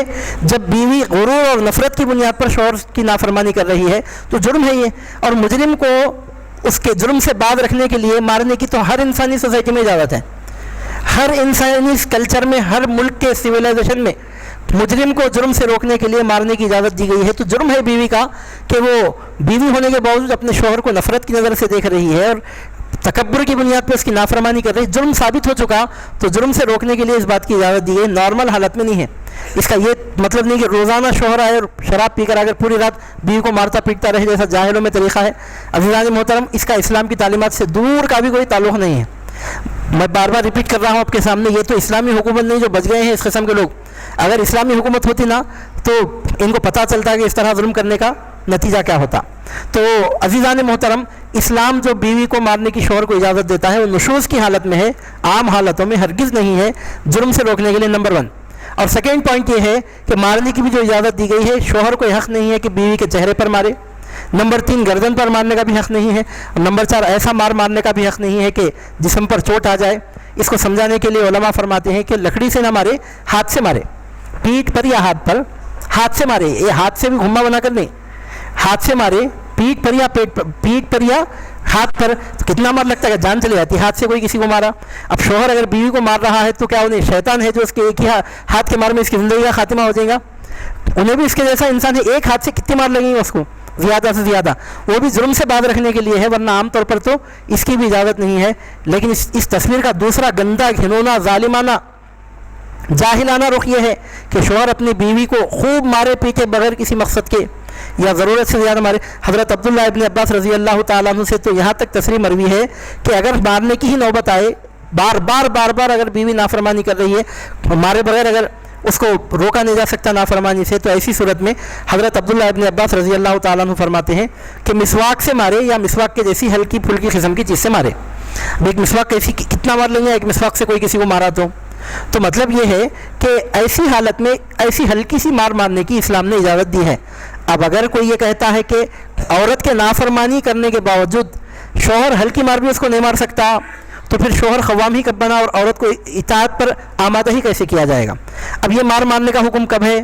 तो अब देखिए खुदा क्या फरमाता है। अल्लाह ताला फरमाता है, अंदेशा हो तुम्हें जिनकी नाफरमानी का। मुफस्सिरीन फरमाते हैं अंदेशे से मुराद यकीन है। अगर तुम्हें यकीन है कि अब ये औरत नाफरमानी ही करेगी तो ऐसी सूरत में फ़ौरन मारने का हुक्म नहीं है। उसके 3 स्टेप्स हैं।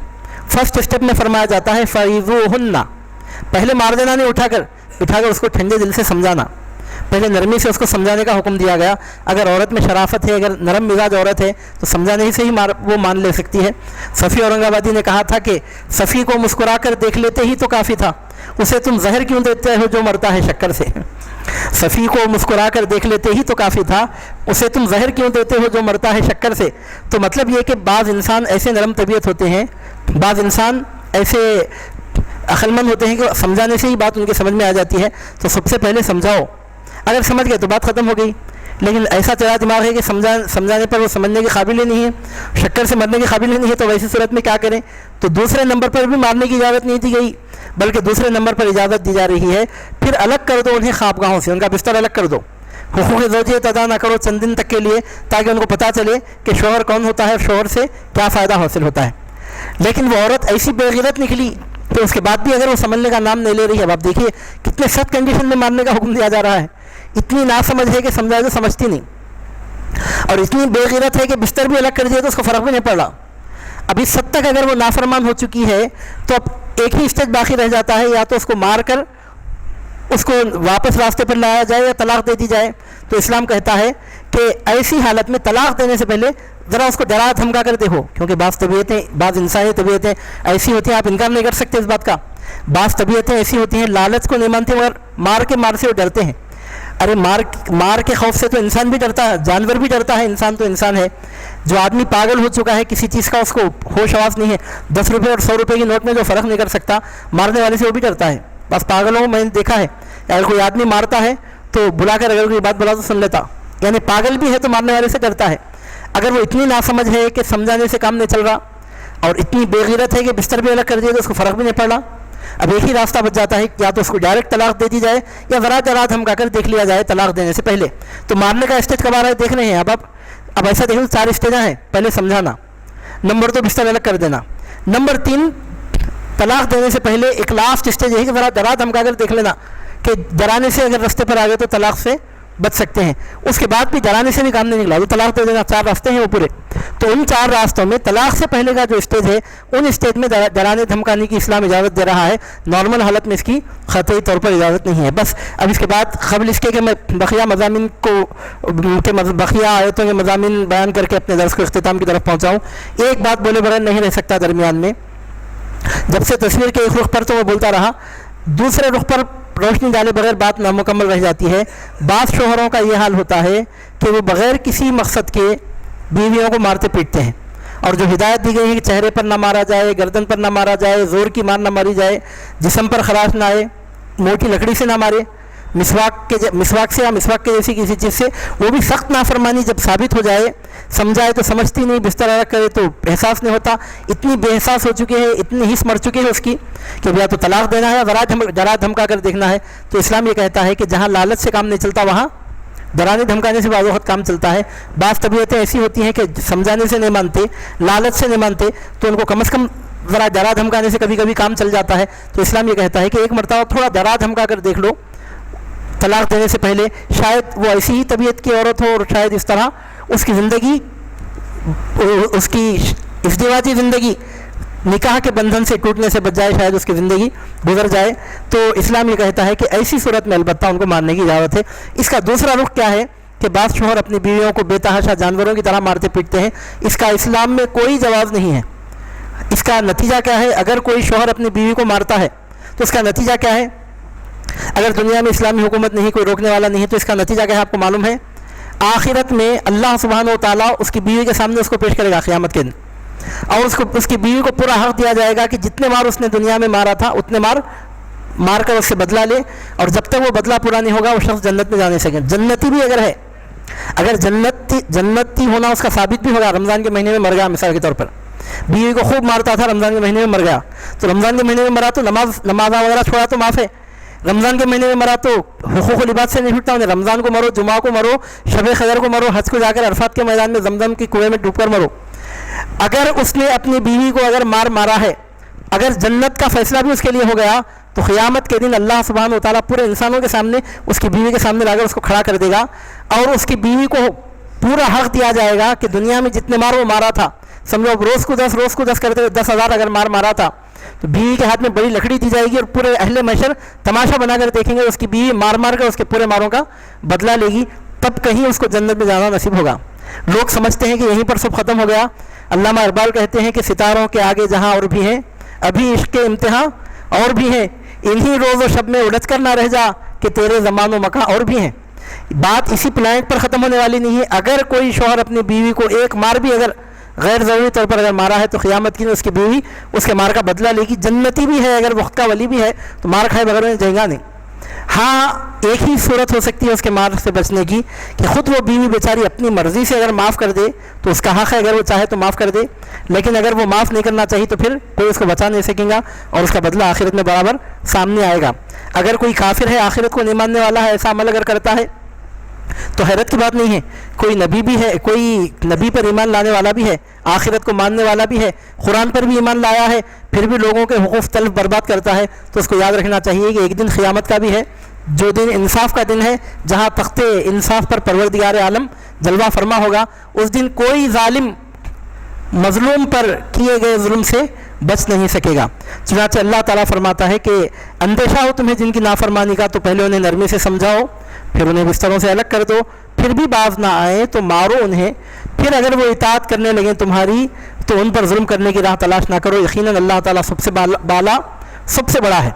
شوہر کو بیوی پر فضیلت دی گئی, تو اس کا یہ مطلب نہیں کہ اب شوہر پر کوئی سوال کرنے والا نہیں ہے, کوئی اس سے پوچھنے والا نہیں ہے, ایسا نہیں ہے. بیوی پر اگر شوہر بڑا ہے تو شوہر کو یاد رکھنا چاہیے کہ پورے بڑوں سے بڑا اللہ تعالیٰ ہے.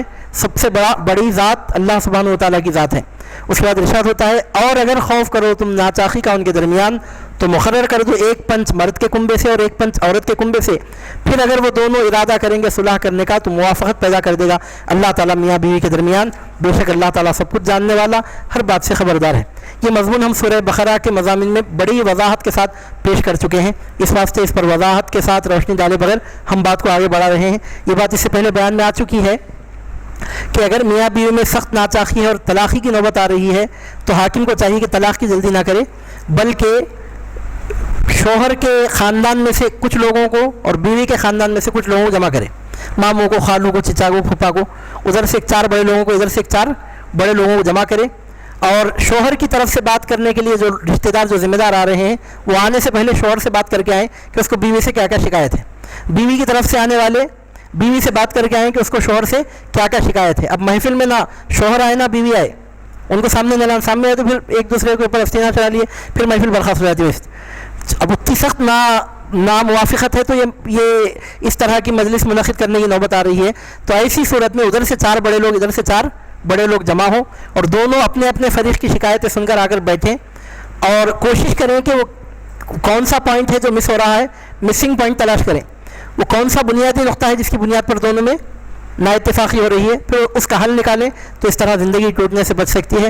اور میں تو پرسنل دیکھا بھی ہوں کہ اس طرح کئی زندگیاں ٹوٹنے سے بچتی ہیں۔ اگر شوہر میں بیوی میں نا اتفاقی ہو تو طلاق یا خلا کی جلدی نہیں کرنا چاہیے، بلکہ ادھر سے 4 بڑے لوگ، ادھر سے 4 بڑے لوگ مل کر مسنگ پوائنٹ تلاش کر کے اس کا حل نکالنے کی کوشش کریں۔ اگر وہ حل نکل جائے تو نکاح کا بندھن ٹوٹنے سے بچ سکتا ہے، نارمل زندگی گزر سکتی ہے انشاءاللہ۔ وہ جو کمی ہے، وہ کمی اگر پوری ہو گئی، دلوں میں جو ایک دوسرے کے خلاف جو بات بیٹھ گئی ہے، وہ بات اگر نکل گئی تو پھر انشاءاللہ تعالیٰ اچھی زندگی گزر سکتی ہے، اور بچوں کو ماں اور باپ دونوں کا پیار نصیب ہو سکتا ہے۔ آپ کہیں گے کہ مسجد میں بیٹھ کر اللہ کے کلام کا آپ درس دے رہے ہیں اور میاں بیوی کے درمیانی تعلقات کے بارے میں بول رہے ہیں، تو یہی تو اسلام کا کمال ہے۔ وہی تو بات ہم نے آپ کے سامنے تمہیداً پیش کی کہ جس انسان کو گھر میں سکون حاصل ہے، وہ مسجد میں بھی آ کر نماز اطمینان کے ساتھ ادا کر سکتا ہے۔ آپ سنیں تو حیرت کریں گے، بات نکلی ہے تو میں بات عرض کر رہا ہوں، آپ حیرت کریں گے کہ اسلام کتنی باریکیوں تک احکام سناتا ہے۔ مثال کے طور پر اب کسی ایسے مقام پر جماعت ہو رہی ہے کہ جہاں کوئی امام مقرر نہیں ہے، تو نماز کس کو پڑھانا چاہیے؟ تو اسلام یہ کہتا ہے کہ جو زیادہ عالم ہے وہ نماز پڑھائے۔ اگر دونوں علم میں برابر ہیں تو کون نماز پڑھائے؟ تو اس کے بارے میں پوری تفصیل ہے، پورا لمبا اس میں تفصیلی بیان ملتا ہے اس کا۔ آ کر بات کہاں پر ختم ہوتی ہے معلوم آپ کو؟ دیکھیں کہ نسب میں فضیلت کس کو ہے۔ اگر کوئی آل نبی ہے، کوئی غیر آل نبی ہے، تو جو آل نبی ہے وہ نماز پڑھا دے۔ اگر دونوں آل نبی حسنی حسینی سید نجیب الطرفین ہوں تو ایسی صورت میں کیا کیا جائے؟ تو ایسی صورت میں آخر میں آ کر فقہاء فرماتے ہیں دونوں میں سے جس کی بیوی زیادہ خوبصورت ہے وہ نماز پڑھائے۔ آپ بولیں گے جماعت کی امامت کرنے سے بیوی کی خوبصورتی کا کیا تعلق؟ تو اس کی وجہ یہ ہے کہ جس کی بیوی خوبصورت ہوتی ہے کہ اس کو دوسری طرف نظر اٹھانے کی نوبت ہی نہیں آتی۔ ظاہر سی بات ہے، ایسے احکام اسلام سناتا ہے۔ دیکھنے میں بات آپ کو بہت عجیب سی معلوم ہو رہی ہے، لیکن آپ اس سے اندازہ لگا سکتے ہیں کہ اسلام کس حد تک گہرائی کا جائزہ لے کر احکام سناتا ہے۔ میاں بیوی کے تعلقات کی اسلام میں غیر معمولی اہمیت کے ساتھ ہدایت ملتی ہے۔ اس کی وجہ یہ ہوتی ہے کہ جو آدمی خوشگوار ازدواجی زندگی گزارتا ہے اس کی نماز بھی کامل ہوتی ہے، امامت کرا تو امامت بھی کامل ہوتی ہے، اور تمام معاملات اس کے دین کے دنیا کے صحیح معنوں میں انجام پاتے ہیں۔ چنانچہ اللہ تعالیٰ اتنے تفصیلی احکام وضاحت کے ساتھ بیان فرماتا ہے۔ تو اس کا خلاصہ کیا نکلا کہ شوہر اور بیوی میں ناچاقی ہو تو طلاق کی خلا کی جلدی نہیں کرنا چاہیے، بلکہ ادھر سے 4 بڑے آدمی، ادھر سے 4 بڑے آدمی مل کر اس مسئلے کا حل تلاش کرنے کی کوشش کریں۔ اگر مسئلے کا حل نکل گیا، طلاق کی نوبت نہ آئے تو بہت اچھا ہے۔ اس کے بعد ارشاد ہوتا ہے کہ اور عبادت کرو اللہ تعالیٰ کی اور نہ شریک کرو اس کے ساتھ کسی کو۔ یعنی شوہر کی اطاعت کرنے کی بھی جو بات یہاں پر کی گئی ہے، اس کا یہ مطلب نہیں کہ اللہ کے احکام کے خلاف شوہر حکم دے اور بیوی اس حکم کو مانے، یہ مطلب نہیں ہے۔ سب مل کر، شوہر بیوی پورے انسان مل کر اللہ کی عبادت کریں، یہ اللہ کا حق ہے۔ شوہر بیوی کو نفل روزہ رکھنے سے روک سکتا ہے کیونکہ وہ اس کا حق ادا کرنے کے قابل نہیں بچتی، لیکن فرض روزہ رکھنے سے شوہر بھی نہیں روک سکتا بیوی کو۔ اگر کسی کا شوہر کسی کو یہ کہتا ہے کہ تم رمضان کا فرض روزہ نہ رکھو، تو بیوی شوہر کا حکم نہ مانے، برابر روزہ رکھے۔ ماں باپ کی اطاعت کرنا فرض ہے، لیکن اگر باپ بلا کر بیٹے کو بولتا ہے کہ چہرے پر داڑھی نہ رکھو، میں تمہارا باپ ہوں، میں تم کو حکم دیتا ہوں کہ تم داڑھی نہ رکھو، تو شریعت یہ کہتی ہے کہ باپ کا حکم مانے بغیر بیٹا داڑھی رکھے، کیونکہ نبی کے حکم پر باپ کے حکم کو فوقیت نہیں دی جا سکتی۔ ماں باپ کا حکم ماننے کی جو بات ہے مباح کاموں میں ہے، یہ کورس مت کرو، یہ کورس کرو، فلاں کمرے میں مت رہو، فلاں کمرے میں رہو، ایسے معاملات میں ماں باپ کی بات مانی جائے گی۔ ماں باپ کہتے ہیں شراب پیو، نماز مت پڑھو، داڑھی منڈا دو، فلم دیکھو، جوا کھیلو، سٹے کا کاروبار کرو، نعوذ باللہ من ذالک، تو ایسی صورت میں ماں باپ کی بات مانی جائے گی، نہ شوہر کی بات مانی جائے گی۔ بیوی کو جو شوہر کا حکم ماننے کی تعلیم دی گئی ہے ان معاملات میں ہے جو اللہ تعالیٰ کی طرف سے مقرر کردہ نہیں ہے، جو مباح ہیں۔ مباح کاموں میں بیوی پر ضروری ہے کہ شوہر کی اطاعت کرے، لیکن اگر کسی کا شوہر کسی کو نماز پڑھنے سے بات رکھتا ہے، شوہر کہتا ہے کہ نماز مت پڑھو، تو بیوی کو اس کا حکم ماننا کوئی ضروری نہیں ہے۔ ارشاد ہوتا ہے عبادت کرو اللہ کی اور نہ شریک بناؤ اس کے ساتھ کسی کو، اور والدین کے ساتھ اچھا برتاؤ کرو، اور اچھا برتاؤ کرے رشتہ داروں سے، یتیموں سے، مسکینوں سے، اور پڑوسی جو رشتہ دار ہے اور پڑوسی جو رشتہ دار نہیں ہے، اور ہم مجلس اور ہم مسافر اور جو لون کے غلام تمہارے قبضے میں ہیں، ان سب کے ساتھ اچھا سلوک کرو۔ مطلب یہ کہ اللہ کی پوری مخلوق کے ساتھ، پورے انسانوں کے ساتھ اچھا سلوک کرو۔ اچھا سلوک کرنے کا مطلب یہ ہے، جیسا کہ حدیث پاک میں آیا ہے کہ ایک مسلمان کے دوسرے مسلمان پر 6 حق ہے، سلام کرے تو جواب دے، بیمار ہو تو عیادت کے لیے جائے، مر جائے تو جنازے میں شریک ہو، چھینک کر الحمدللہ کہے تو جواب میں یرحمک اللہ کہے، دعوت دے تو قبول کرے، پیٹھ پیچھے اس کی برائی ہو رہی ہو تو اس کو روکے۔ یہ جو احکام ہے یہ بنیادی احکام ہے۔ اس کے علاوہ حسن سلوک کرنے کا معاملہ مطلب یہ ہے کہ احسان کا معاملہ کرے، یعنی مطلب یہ کہ ان لوگوں میں کوئی غریب ہے تو اپنا پیسہ بھی کچھ، اپنے پیسے میں سے کچھ پیسہ ان پر خرچ کرے، مدد کے محتاج ہیں تو ان کی مدد کرے، ہر اعتبار سے ان کے ساتھ احسان کا معاملہ کرے۔ اب یہاں تو معاملہ یہ ہے کہ پڑوسی کے ساتھ چاہے وہ رشتہ دار ہو کہ نہ ہو، اچھا سلوک کرنے کا اسلام حکم دیتا ہے۔ اور ہمارے پرانے شہر میں، پرانی آبادیوں میں طریقہ ہے، پڑوسی اپنی زندگی کی سب سے بڑی کامیابی اس بات میں سمجھتا ہے کہ اپنا پرنالہ اپنے بازو گھر والے کے گھر میں چھوڑ دے۔ اپنا پرنالہ جب بازو گھر والے کے گھر میں چھوڑ دیا تو سمجھتا ہے کہ میں دنیا کا موسٹ انفلوئنشل انسان ہوں اور میں سب سے بڑا کامیاب انسان ہوں۔ حدیث پاک میں آتا ہے کہ اچھا انسان وہ ہے جس کے شر سے اس کا پڑوسی محفوظ رہے۔ اور سننے میں آئی ہے یہ بات، یہ پرنالوں کی جو لڑائی اب آج کل جو نئے کالونیز قائم ہو رہے ہیں، جوائنٹ والد نہیں ہے تو پریشانیاں نہیں ہیں، یہ جوائنٹ والوں میں پرنالے کے بڑے خطرناک قسم کی لڑائیاں ہوتے ہیں۔ ہمارے گھر میں اوپر تعمیر ہوئی تھی تو محلے والوں، بازو گھر والوں کا پورا پانی کمروں میں آ جاتا تھا، بڑی مشکل سے کئی سال کے بعد مسئلہ حل ہوا۔ اب میں نام نشان لے کر نہیں بول سکتا کہ کئی ایسے لوگ ہیں جو داڑیاں رکھ کر اپنے آپ کو دین کے بڑے نمائندے بتاتے ہیں، اور ان کی آخری خواہش یہ ہوتی ہے کہ جب بھی ان کے گھر کے بازو والا کوئی گھر بنائے تو اس کے اوپر ایک اسٹوری بڑھ کر بنا کر اس کے چھت پر یہ پرنالہ چھوڑ دیں اور سمجھتے ہیں کہ بہت بڑی کامیابی ہے۔ حالانکہ اسلام یہ فرماتا ہے کہ والدین کے ساتھ اچھا سلوک کرو، اچھا سلوک کرو رشتہ داروں سے، یتیموں سے، مسکینوں سے، وہ پڑوسی جو رشتہ دار ہے اس سے، وہ پڑوسی جو رشتہ دار نہیں ہے اس سے بھی، پڑوسیوں کے ساتھ اچھا سلوک کرنے کا اسلام حکم دیتا ہے۔ اور بعض بزرگان دین فرماتے ہیں کہ اگر کسی کے محلے میں اچھے لوگ نہ ہوں تو اس شخص کو چاہیے کہ محلہ چھوڑ دے۔ اگر محلے کے لوگ اچھے نہیں ہیں تو محلے میں رہنا بھی نہیں، کیونکہ جب تک آدمی ایسے لوگوں کے درمیان میں رہیں گا تو اس کو پیس آف مائنڈ حاصل نہیں ہو سکے گا۔ تو اللہ تعالیٰ فرماتے ہیں ماں باپ کے ساتھ، رشتہ داروں کے ساتھ، یتیموں کے ساتھ، مسکینوں کے ساتھ، جو پڑوسی رشتہ دار ہیں ان کے ساتھ، جو پڑوسی رشتہ دار نہیں ہیں ان کے بھی ساتھ، اور ہم مجلس کے ساتھ جو ساتھ اٹھنے بیٹھنے والے ان کے ساتھ، مسافر کے ساتھ، لون کے غلاموں کے ساتھ، مطلب یہ کہ تمام انسانوں کے ساتھ اچھا معاملہ کرو۔ اگر معمولی تعلق بھی ہے تو ان کے ساتھ احسان کے ساتھ پیش آؤ۔ اچھا سلوک کرنے کا مطلب کیا ہے؟ تو اس کے 2 مطلب ہیں۔ پہلا مطلب یہ ہے کہ وہ جو حدیث پاک میں آیا ہے کہ ایک مسلمان پر دوسرے مسلمان کے حقوق ہیں وہ ادا کر دے۔ نمبر 1، ابھی ہم نے آپ کے سامنے ذکر کیا، سلام کرے تو جواب دے، چھینک کر الحمدللہ کہے تو جواب میں یرحمک اللہ کہے، بیمار ہو جائے تو عیادت کے لیے جائے، مر جائے تو جنازے میں شریک ہو، دعوت دے تو قبول کرے، اگر حرام کی آمدنی ہے تو قبول نہیں کرے دعوت وہ الگ بات ہے، اگر حلال کی آمدنی ہے تو دعوت دے تو دعوت قبول کرے۔ اگر کوئی آ کر مسجد میں 20 رکعت نماز پڑھ رہا ہے، نفل نماز، اور دوسرا آدمی جا کر اپنے رشتہ دار کے، اپنے پڑوسی کے گھر میں جا کر دعوت کھا کے آ رہا ہے تو دعوت کھا کر آنے والا زیادہ فضیلت رکھتا ہے، کیونکہ وہ رشتوں کا اور تعلقات کا حق ادا کر رہا ہے۔ دعوت دے تو دعوت قبول کرے۔ بعض لوگ کیا سمجھتے ہیں، اگر کوئی بڑے عالم ہیں، بڑے مرشد ہیں تو اس کا مطلب سمجھتے ہیں کہ ہم کسی کے پاس دعوت کے لیے نہیں جاتے، اور بعض اسلام کی تعلیمات سے جو لوگ واقف نہیں ہیں وہ لوگ بولتے ہیں یہ بھی عالم ہے، مگر وہ بڑے جید عالم تھے، کسی کے گھر میں دعوت کو نہیں آتے تھے، انہوں کہیں جاتے نہیں تھے، نہ شادیوں میں جاتے، نہ مر گئے تو جاتے، نہ جنازوں میں جاتے، نہ بیمار ہوئے تو جاتے، نہ دعوتیں دیے تو جاتے۔ لوگ کیا متقی آدمی ہے، کہیں دعوتوں میں نہیں آتا۔ یہ اسلام کی تعلیمات سے ناواقف ہونے کا نتیجہ ہے۔ اسلام یہ کہتا ہے کہ ایک مسلمان پر دوسرے مسلمان کا حق ہے کہ دعوت دے تو قبول کرے۔ چنانچہ ہم دیکھتے ہیں اہل اللہ کو، بعض ایسے لوگوں کو جن کی زندگی قرآن کی حدیث کی صحیح تعلیمات پر گزر رہی ہیں، دنیا سے صحیح معنوں میں بے خبر ہو کر اور صحیح معنوں میں اللہ کی رضا میں جو زندگی گزارنے والے ہیں، ان کو ہم دیکھتے ہیں کہ باقاعدہ یاد رکھ کر وہ دعوتوں میں پہنچتے ہیں۔ کیوں؟ مسلمان کا حق ہے کہ دوسرا مسلمان جب اس کو دعوت دے تو دعوت قبول کرے، اور پیٹھ پیچھے برائی کی جا رہی ہے تو اس کو روکے۔ یہ پہلا حق ہے، یہ پہلا طریقہ ہے حق کا۔ اور دوسرا طریقہ کیا ہے حق ادا کرنے کا؟ دوسرا طریقہ یہ ہے کہ ان کی ضرورتوں میں ان کی مدد کرے۔ غریب ہے تو اپنا مال خرچ کرے، اس کا سب سے بہترین طریقہ یہ ہے کہ صحیح معنی میں اپنے مال کی زکوٰۃ نکالے، اور زکوٰۃ نکالتے وقت اپنے متعلقین کا خیال رکھے۔ اس کے بعد اللہ سبحانہ و تعالیٰ فرماتا ہے کہ جو لون کے غلام تمہارے قبضے میں ہیں ان کا خیال رکھیں، ان کو غیر ضروری طور پر ان پر ظلم نہ کرے۔ ارشاد ہوتا ہے کہ ان سب سے حسن سلوک کرو، بے شک اللہ تعالیٰ پسند نہیں کرتا اس کو جو مغرور ہو اور جو فخر کرنے والا ہو۔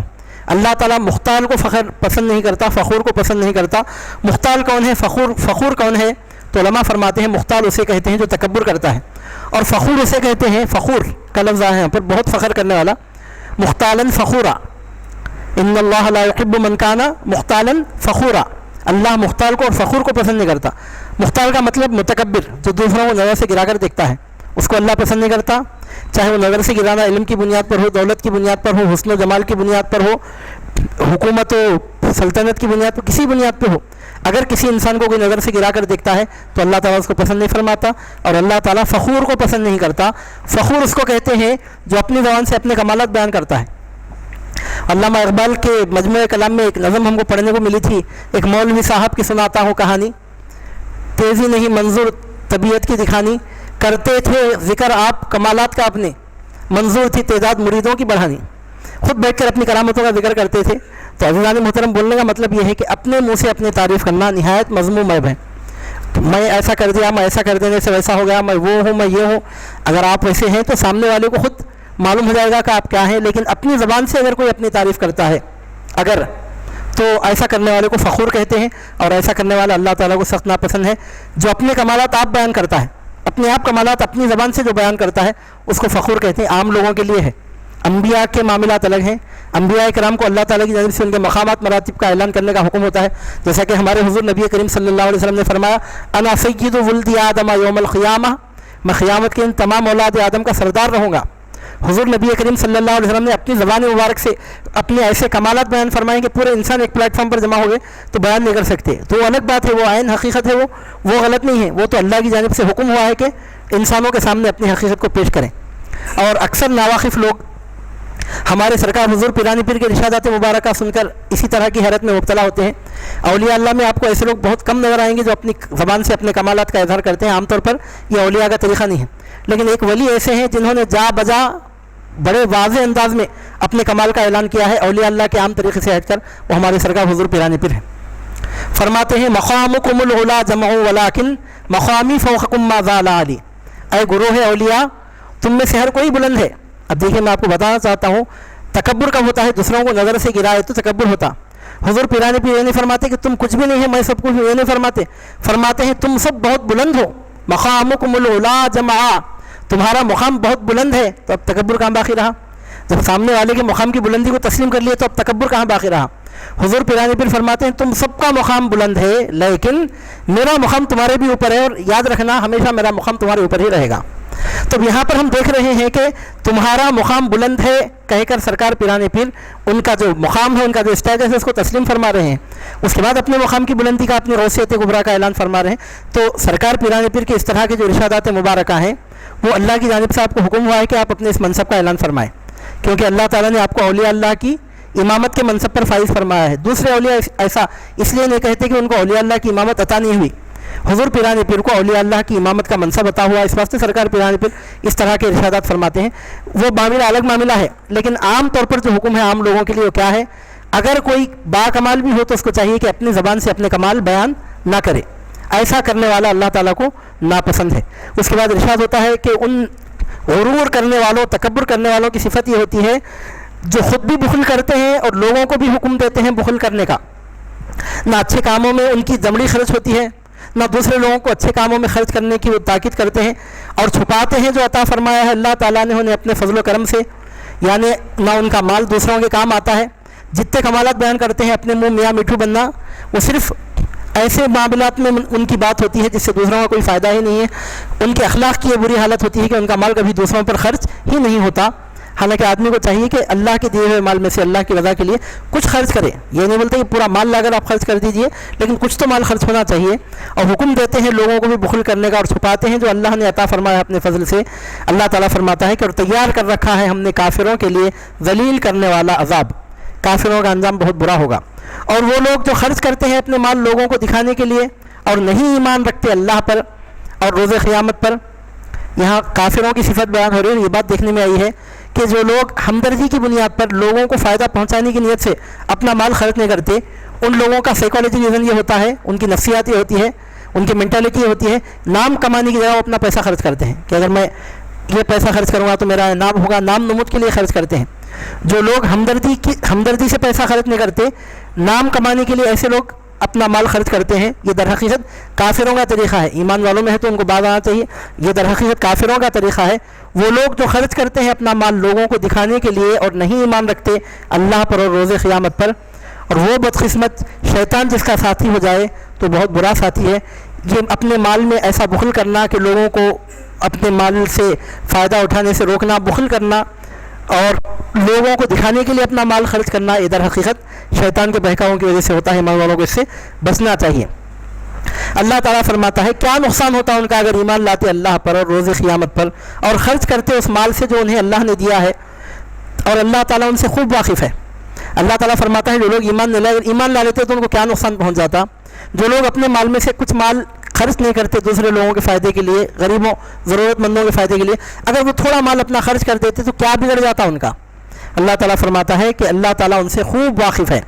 اس کے بعد ارشاد ہوتا ہے کہ بے شک اللہ تعالیٰ حکم نہیں کرتا ذرہ برابر بھی اگر ہو معمولی سی نیکی، بے شک اللہ تعالیٰ ظلم نہیں کرتا ذرہ برابر بھی اگر معمولی سی نیکی بھی ہو تو اللہ تعالیٰ اسے دگنا کر دیتا ہے اپنے پاس سے اجر عظیم.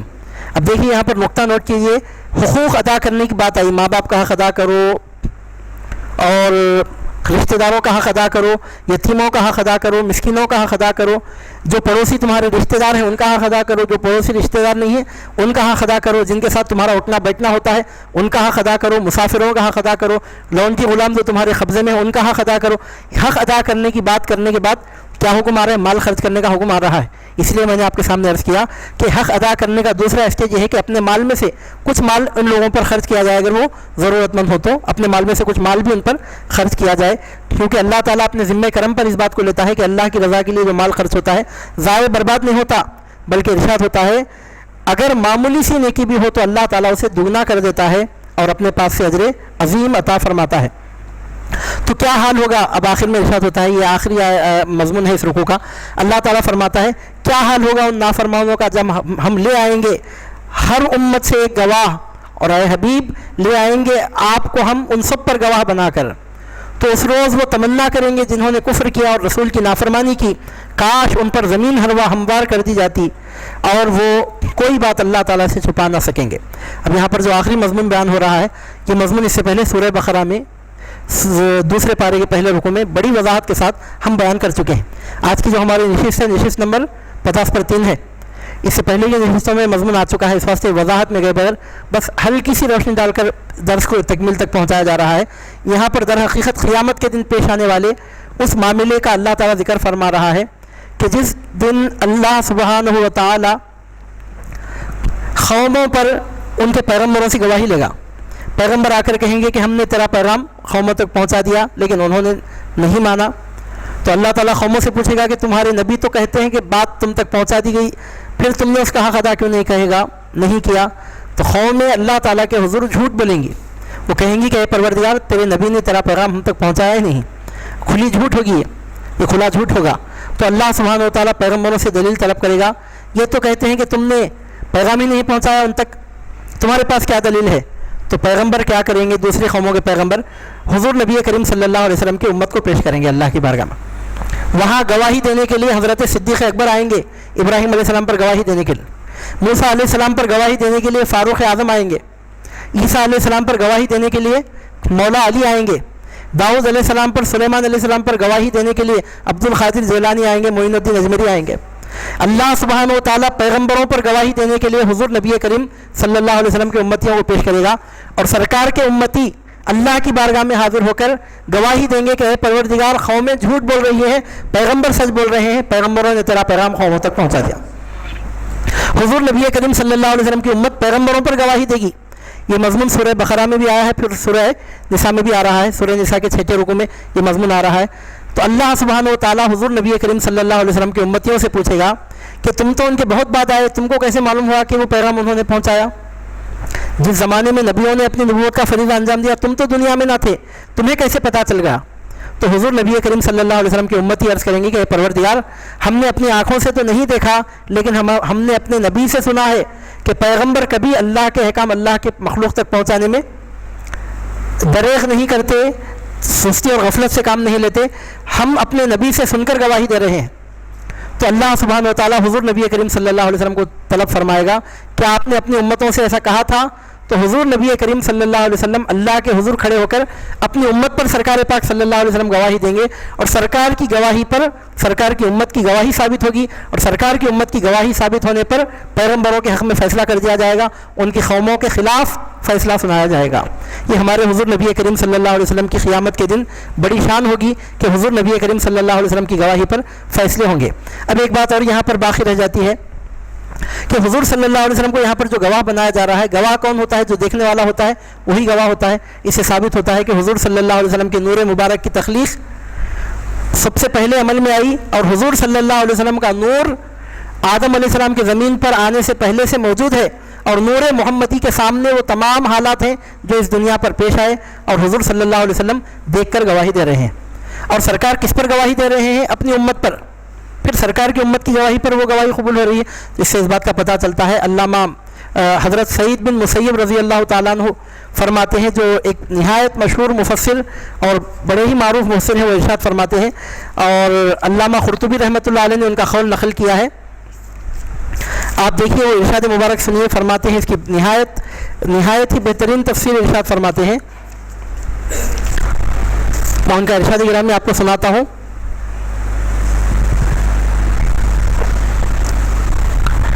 حضور علیہ الصلوۃ والسلام اپنی امت کے احوال پر گواہی دیں گے۔ علامہ قرطبی رحمۃ اللہ علیہ نے سعید بن مسیب کا قول نقل کیا ہے، وہ ارشاد فرماتے ہیں کہ حضور نبی کریم صلی اللہ علیہ وسلم پر ہر صبح کو اور ہر شام کو سرکار کی امت پیش کی جاتی ہے۔ حضور نبی کریم صلی اللہ علیہ وسلم امت پر گواہ بن رہے ہیں۔ گواہ کون بنتا ہے؟ دیکھنے والا، نہیں دیکھنے والا۔ جو سرکار کے زمانے میں تھے ان کو تو سرکار نے دیکھ لیا، اور سرکار کے زمانے میں جو تھے ان کو صحابی کہتے ہیں۔ صحابہ کی تعداد تو بہت کم ہے، بہت کم، لاکھ، 1.25 لاکھ سے 1.5 لاکھ کے بیچ میں ہے، اس سے زیادہ نہیں ہے، جبکہ سرکار کی امتی کروڑ اربوں خربوں کی تعداد میں ہے۔ اگر سرکار کی پوری امت میں سے صحابہ کا پرسنٹیج نکالا جائے تو 1% بھی نہیں نکلتے۔ اب کرنول میں اس وقت میں سمجھتا ہوں 2 لاکھ مسلمان تو موجود ہوں گے اس وقت، جبکہ سرکار کے پورے صحابہ کی تعداد 1.25 لاکھ سے 1.5 لاکھ ہے۔ تو حضور نبی کریم صلی اللہ علیہ وسلم نے اپنے صحابہ کو اپنے سر کی آنکھوں کے سامنے دیکھا، لیکن جو لوگ سرکار کے ظاہری زمانے کے بعد آئے، حضور صلی اللہ علیہ وسلم ان پر کیسے گواہی دیں گے؟ سرکار آپ پر کیسے گواہی دیں گے؟ مجھ پر کیسے گواہی دیں گے؟ تو سعید بن مسیب فیصلے کی بات سناتے ہیں۔ علامہ قرطبی رحمۃ اللہ علیہ اس کو نقل کرتے ہیں کہ حضور علیہ الصلوۃ والسلام پر ہر صبح کو اور ہر شام کو حضور کی امت پیش کی جاتی ہے۔ حضور صلی اللہ علیہ وسلم ہر امتی کو اس کے نام سے، اس کے چہرے کے ساتھ پہچانتے ہیں۔ جیسا میں آپ کو آپ کے نام سے پہچان رہا ہوں، آپ مجھے میرے نام سے پہچانے، فلاں چہرے والے فلاں صاحب ہیں۔ علامہ سعید بن مسیب فرماتے ہیں کہ حضور نبی کریم صلی اللہ علیہ وسلم ہر امتی کو اس کے چہرے کے ساتھ پہچانتے ہیں، اور چہرے کے ساتھ میں آپ کو پہچان رہا ہوں، آپ مجھے پہچان رہے ہیں، لیکن اعمال کے ساتھ آپ مجھے نہیں پہچان رہے ہیں۔ میرے عمل کا آپ کو پتہ نہیں، آپ کے عمل کا مجھے پتہ نہیں ہے، لیکن حضور صلی اللہ علیہ وسلم کی گواہی اتنی کامل، اتنی مضبوط، اتنی پرفیکٹ، اتنی جامع ہوگی۔ حضرت سعید بن مسیب فرماتے ہیں کہ حضور اپنے ہر امتی کو اس کے چہرے سے بھی پہچانتے ہیں اور اس کے اعمال سے بھی پہچانتے ہیں۔ اس علم کے باعث حضور نبی کریم صلی اللہ علیہ وسلم قیامت کے روز سب پر گواہی دیں گے۔ تو عزیزان محترم، یہ ہماری نہایت خوش بختی ہے۔ آپ یہ نہیں بول سکتے کہ میں اتنے 100 سال کے بعد پیدا ہوا، سرکار صلی اللہ علیہ وسلم سے میں ملاقات نہیں کر سکا۔ حضور صلی اللہ علیہ وسلم سے صدیق اکبر کی ملاقات ہوگی، فاروق اعظم کی ملاقات ہوگی، میری ملاقات نہیں ہوئی۔ تو وہ ملاقات ہونا تو ان کے بہت بڑے مرتبے پر دلالت کر رہا ہے، لیکن آپ یہ نہ سمجھیں کہ حضور صلی اللہ علیہ وسلم آپ کو نہیں پہچانتے، بلکہ اس ارشاد گرامی سے پتہ چلتا ہے کہ حضور صلی اللہ علیہ وسلم پر ایک دن میں 2 مرتبہ صبح کو بھی اور شام کو بھی سرکار کی پوری امت پیش کی جاتی ہے، اور حضور نبی کریم صلی اللہ علیہ وسلم ایچ اینڈ انڈیویجول اپنے ہر امتی کو اس کے نام سے، اس کے چہرے سے، اس کے عمل سے پہچانتے بھی ہیں۔ تو اس پہچان کے باعث حضور نبی کریم صلی اللہ علیہ وسلم قیامت کے دن اپنے امتیوں پر گواہی دیں گے۔ اللہ تعالیٰ فرماتا ہے، اس روز تمنا کریں گے وہ جنہوں نے کفر کیا اور رسول کی نافرمانی کی، جنہوں نے رسول کی اطاعت سے منہ موڑا۔ قیامت کے دن تمنا کریں گے کہ اے کاش کہ انہیں دبا کر زمین ہموار کر دی جاتی، اے کاش کہ انہیں موت دے دی جاتی، لیکن ایسا نہیں کیا جائے گا۔ اللہ تعالیٰ فرماتا ہے کہ اس دن وہ اللہ تعالیٰ سے کوئی بات چھپا نہ سکیں گے۔ یہاں پہنچ کر سورہ نساء کے رکوع نمبر 6 کے مضامین کا بیان تکمیل کو پہنچتا ہے، اور ہم آج کی اس مبارک محفل کو بھی تکمیل تک پہنچا رہے ہیں۔ یہ سورہ نساء کا رکوع نمبر 6 ہے، جس کے مضامین کا خلاصہ یہ ہے کہ اللہ تعالیٰ نے مردوں کو عورتوں پر فضیلت دی ہے، اس وجہ سے کہ اللہ کی مرضی بھی ہے، اور جسمانی اعتبار سے بھی مرد قوی ہوتا ہے، اور اس کی ایک وجہ قرآن مجید نے بھی بیان فرمائی کہ مرد کا مال عورت پہ خرچ ہوتا ہے تو عورت کی شرافت کا تقاضا یہ ہے کہ جب اس کے مال سے فائدہ اٹھا رہی ہے تو اس کی فرما برداری کرے، اس کی اطاعت کرے.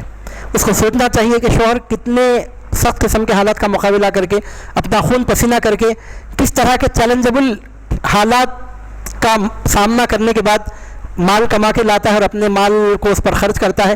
تو اس کی شرافت کا تقاضا یہ ہے کہ وہ اس کی فرما برداری کرے. اور اچھی عورتیں وہ ہیں جو شوہروں کی فرما برداری کرنے والی ہوتی ہیں اور شوہروں کے حقوق سے ان کی غیر موجودگی میں بھی خیانت نہیں کرتی. اور اس مسئلے کو بھی ہم نے بڑی وضاحت کے ساتھ عرض کر دیا کہ شوہر کو یہ حق ہے کہ بیوی کو مار سکتا ہے. یہ نارمل حالت میں ہرگز نہیں ہے، نارمل حالت میں ہرگز شوہر کو حق نہیں ہے کہ بیوی کو مارے. یہ حکم صرف اس موقع پر ہے جب بیوی نفرت اور تکبر کی بنیاد پر شوہر سے نافرمانی کر رہی ہے تو اس کا جرم ثابت ہو جانے کے بعد جرم سے باز رکھنے کے لیے، اس کو راستے پر لانے کے لیے ہلکی مار مارنے کی اجازت دی گئی ہے. نہ چہرے پر مارا جا سکتا ہے، نہ گردن پر، اور نہ زور کی مار ماری جا سکتی ہے. علامہ حضرت سیدنا عبداللہ ابن عباس نے فرمایا مسواک یا اس جیسی چیز سے مارے. لیکن وہ مارنے کا بھی جو حکم دیا جا رہا ہے اس کے بارے میں بھی یہ ہے کہ پہلے ہی نہ مارے بلکہ پہلے سمجھائے. سمجھانے کے بعد بھی نہیں سمجھی تو بستر الگ کر دے. اتنی بے غیرت بے حس عورت ہے کہ بستر الگ کرنے کے بعد بھی نہیں مانتی تو طلاق دینے سے پہلے ذرا ڈرا دھمکا کر دیکھ لے کہ شاید ڈرانے دھمکانے سے وہ سمجھ جائے اور طلاق سے بچنے کی نوبت آئے. لیکن ایک بہت نہایت بنیادی نقطہ ہم آپ کے سامنے عرض کرنا بھول گئے تھے، وہ بھی میں آپ کے سامنے عرض کر دیتا ہوں. عورت کو مارنے کی اجازت دی گئی ہے، اجازت ہے، حکم نہیں ہے، پرمیشن ہے، آرڈر نہیں ہے. اور ویسے بھی ایک مسلمان کے لیے جو سب سے زیادہ قابل تخلید، قابل عمل جو نمونہ ہے وہ حضور نبی کریم صلی اللہ علیہ وسلم کا نمونہ ہے. بزرگان دین فرماتے ہیں کہ شوہر کو اجازت دی گئی ہے کہ بیوی نافرمانی کرے تو اس کو مار سکتا ہے، لیکن بہتر یہ ہے کہ پوری زندگی میں شوہر اپنی بیوی پر اپنا ہاتھ نہ اٹھائے. یہ بہتر ہے، سنت ہے. کیوں؟ اس واسطے کہ حضور نبی کریم صلی اللہ علیہ وسلم کی ایک نہیں دو نہیں 11 بیویاں رہیں، لیکن حضور نبی کریم صلی اللہ علیہ وسلم نے اپنی پوری حیات طیبہ میں کسی ایک بیوی کو بھی کسی وقت کوئی ایک مار بھی نہیں مارا. اب اگر کوئی آدمی شریعت کی اس چھوٹ سے فائدہ اٹھا رہا ہے تو خلاف سنت ہے اس کا عمل. سنت یہ ہے کہ بیوی پر پوری ازدواجی زندگی میں کبھی ہاتھ نہ اٹھائے. یہی حضور نبی کریم صلی اللہ علیہ وسلم کی سنت ہے. علاج کے طور پر ماننے کی اجازت دی گئی ہے لیکن وہ قابل تعریف بات نہیں ہے. قابل تعریف بات یہ ہے کہ شوہر پوری زندگی میں بیوی کو نہ مارے، اور یہی ہمارے حضور نبی کریم صلی اللہ علیہ وسلم کی سنت ہے. اس کے بعد حکم بیان کیا گیا کہ اگر سمجھانے سے بیوی سمجھ نہیں رہی ہے، بستر الگ کرے تو بھی نہیں مانتی اور ڈرا دھمکا کر بھی دیکھ لیے پھر بھی راستے پر نہیں آتی، تو اس کے بعد طلاق دینے کا اسٹیج باقی رہ جاتا ہے، چوتھا اسٹیج. تو حکم یہ دیا جا رہا ہے کہ چوتھے نمبر پر طلاق نہ دی جائے بلکہ ایک اور طریقہ اختیار کیا جائے کہ ادھر سے 4 لوگوں کو ادھر سے 4 لوگوں کو بٹھا کر مسئلہ حل کرنے کی کوشش کی جائے. مسنگ پوائنٹ کو پہچان کر بڑے رشتہ دار ذمہ دار لوگ وہ مسنگ پوائنٹ کیا ہے پہچان کر اس کا حل کریں اور شاید طلاق کی نوبت نہ آئے تو اچھا ہے. اس کے باوجود بھی اگر نہیں ہو سکتا سوائے طلاق کے کوئی راستہ ہی باقی نہیں رہا تو اس وقت طلاق دی جا سکتی ہے. اب اس کے ساتھ ایک نہایت ہی اہم معاشرتی مسئلہ بیان کیا گیا. ایک سچا مسلمان وہ ہے جو اللہ کی عبادت کرے اور اللہ کی عبادت کرنے کے ساتھ انسانوں کے بھی حقوق ادا کرے. انسانوں میں جن سے بھی تعلق ہے، چاہے وہ ماں باپ ہو، رشتہ دار ہو، یتیم ہو، مسکین ہو، رشتہ دار پڑوسی ہو، غیر رشتہ دار پڑوسی ہو، ساتھ اٹھنے بیٹھنے والے ہوں، مسافر ہو، لونڈی غلام ہو، کوئی ہو، ہر ایک کے ساتھ اچھا سلوک کیا جائے. اس کی تاکید کی جا رہی ہے. اور اس کے بعد بتایا جا رہا ہے کہ جن کو اللہ تعالیٰ نے مال و دولت سے نوازا ہے ان کو چاہیے کہ اپنے مال میں سے کچھ حصہ اپنے ان متعلقین پر جن کا ذکر ہوا ان پر بھی خرچ کرے.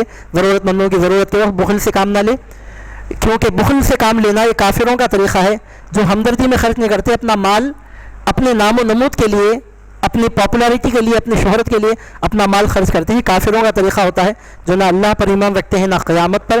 شیطان ان کا ساتھی ہے، مسلمانوں کو اس سے بچنا چاہیے.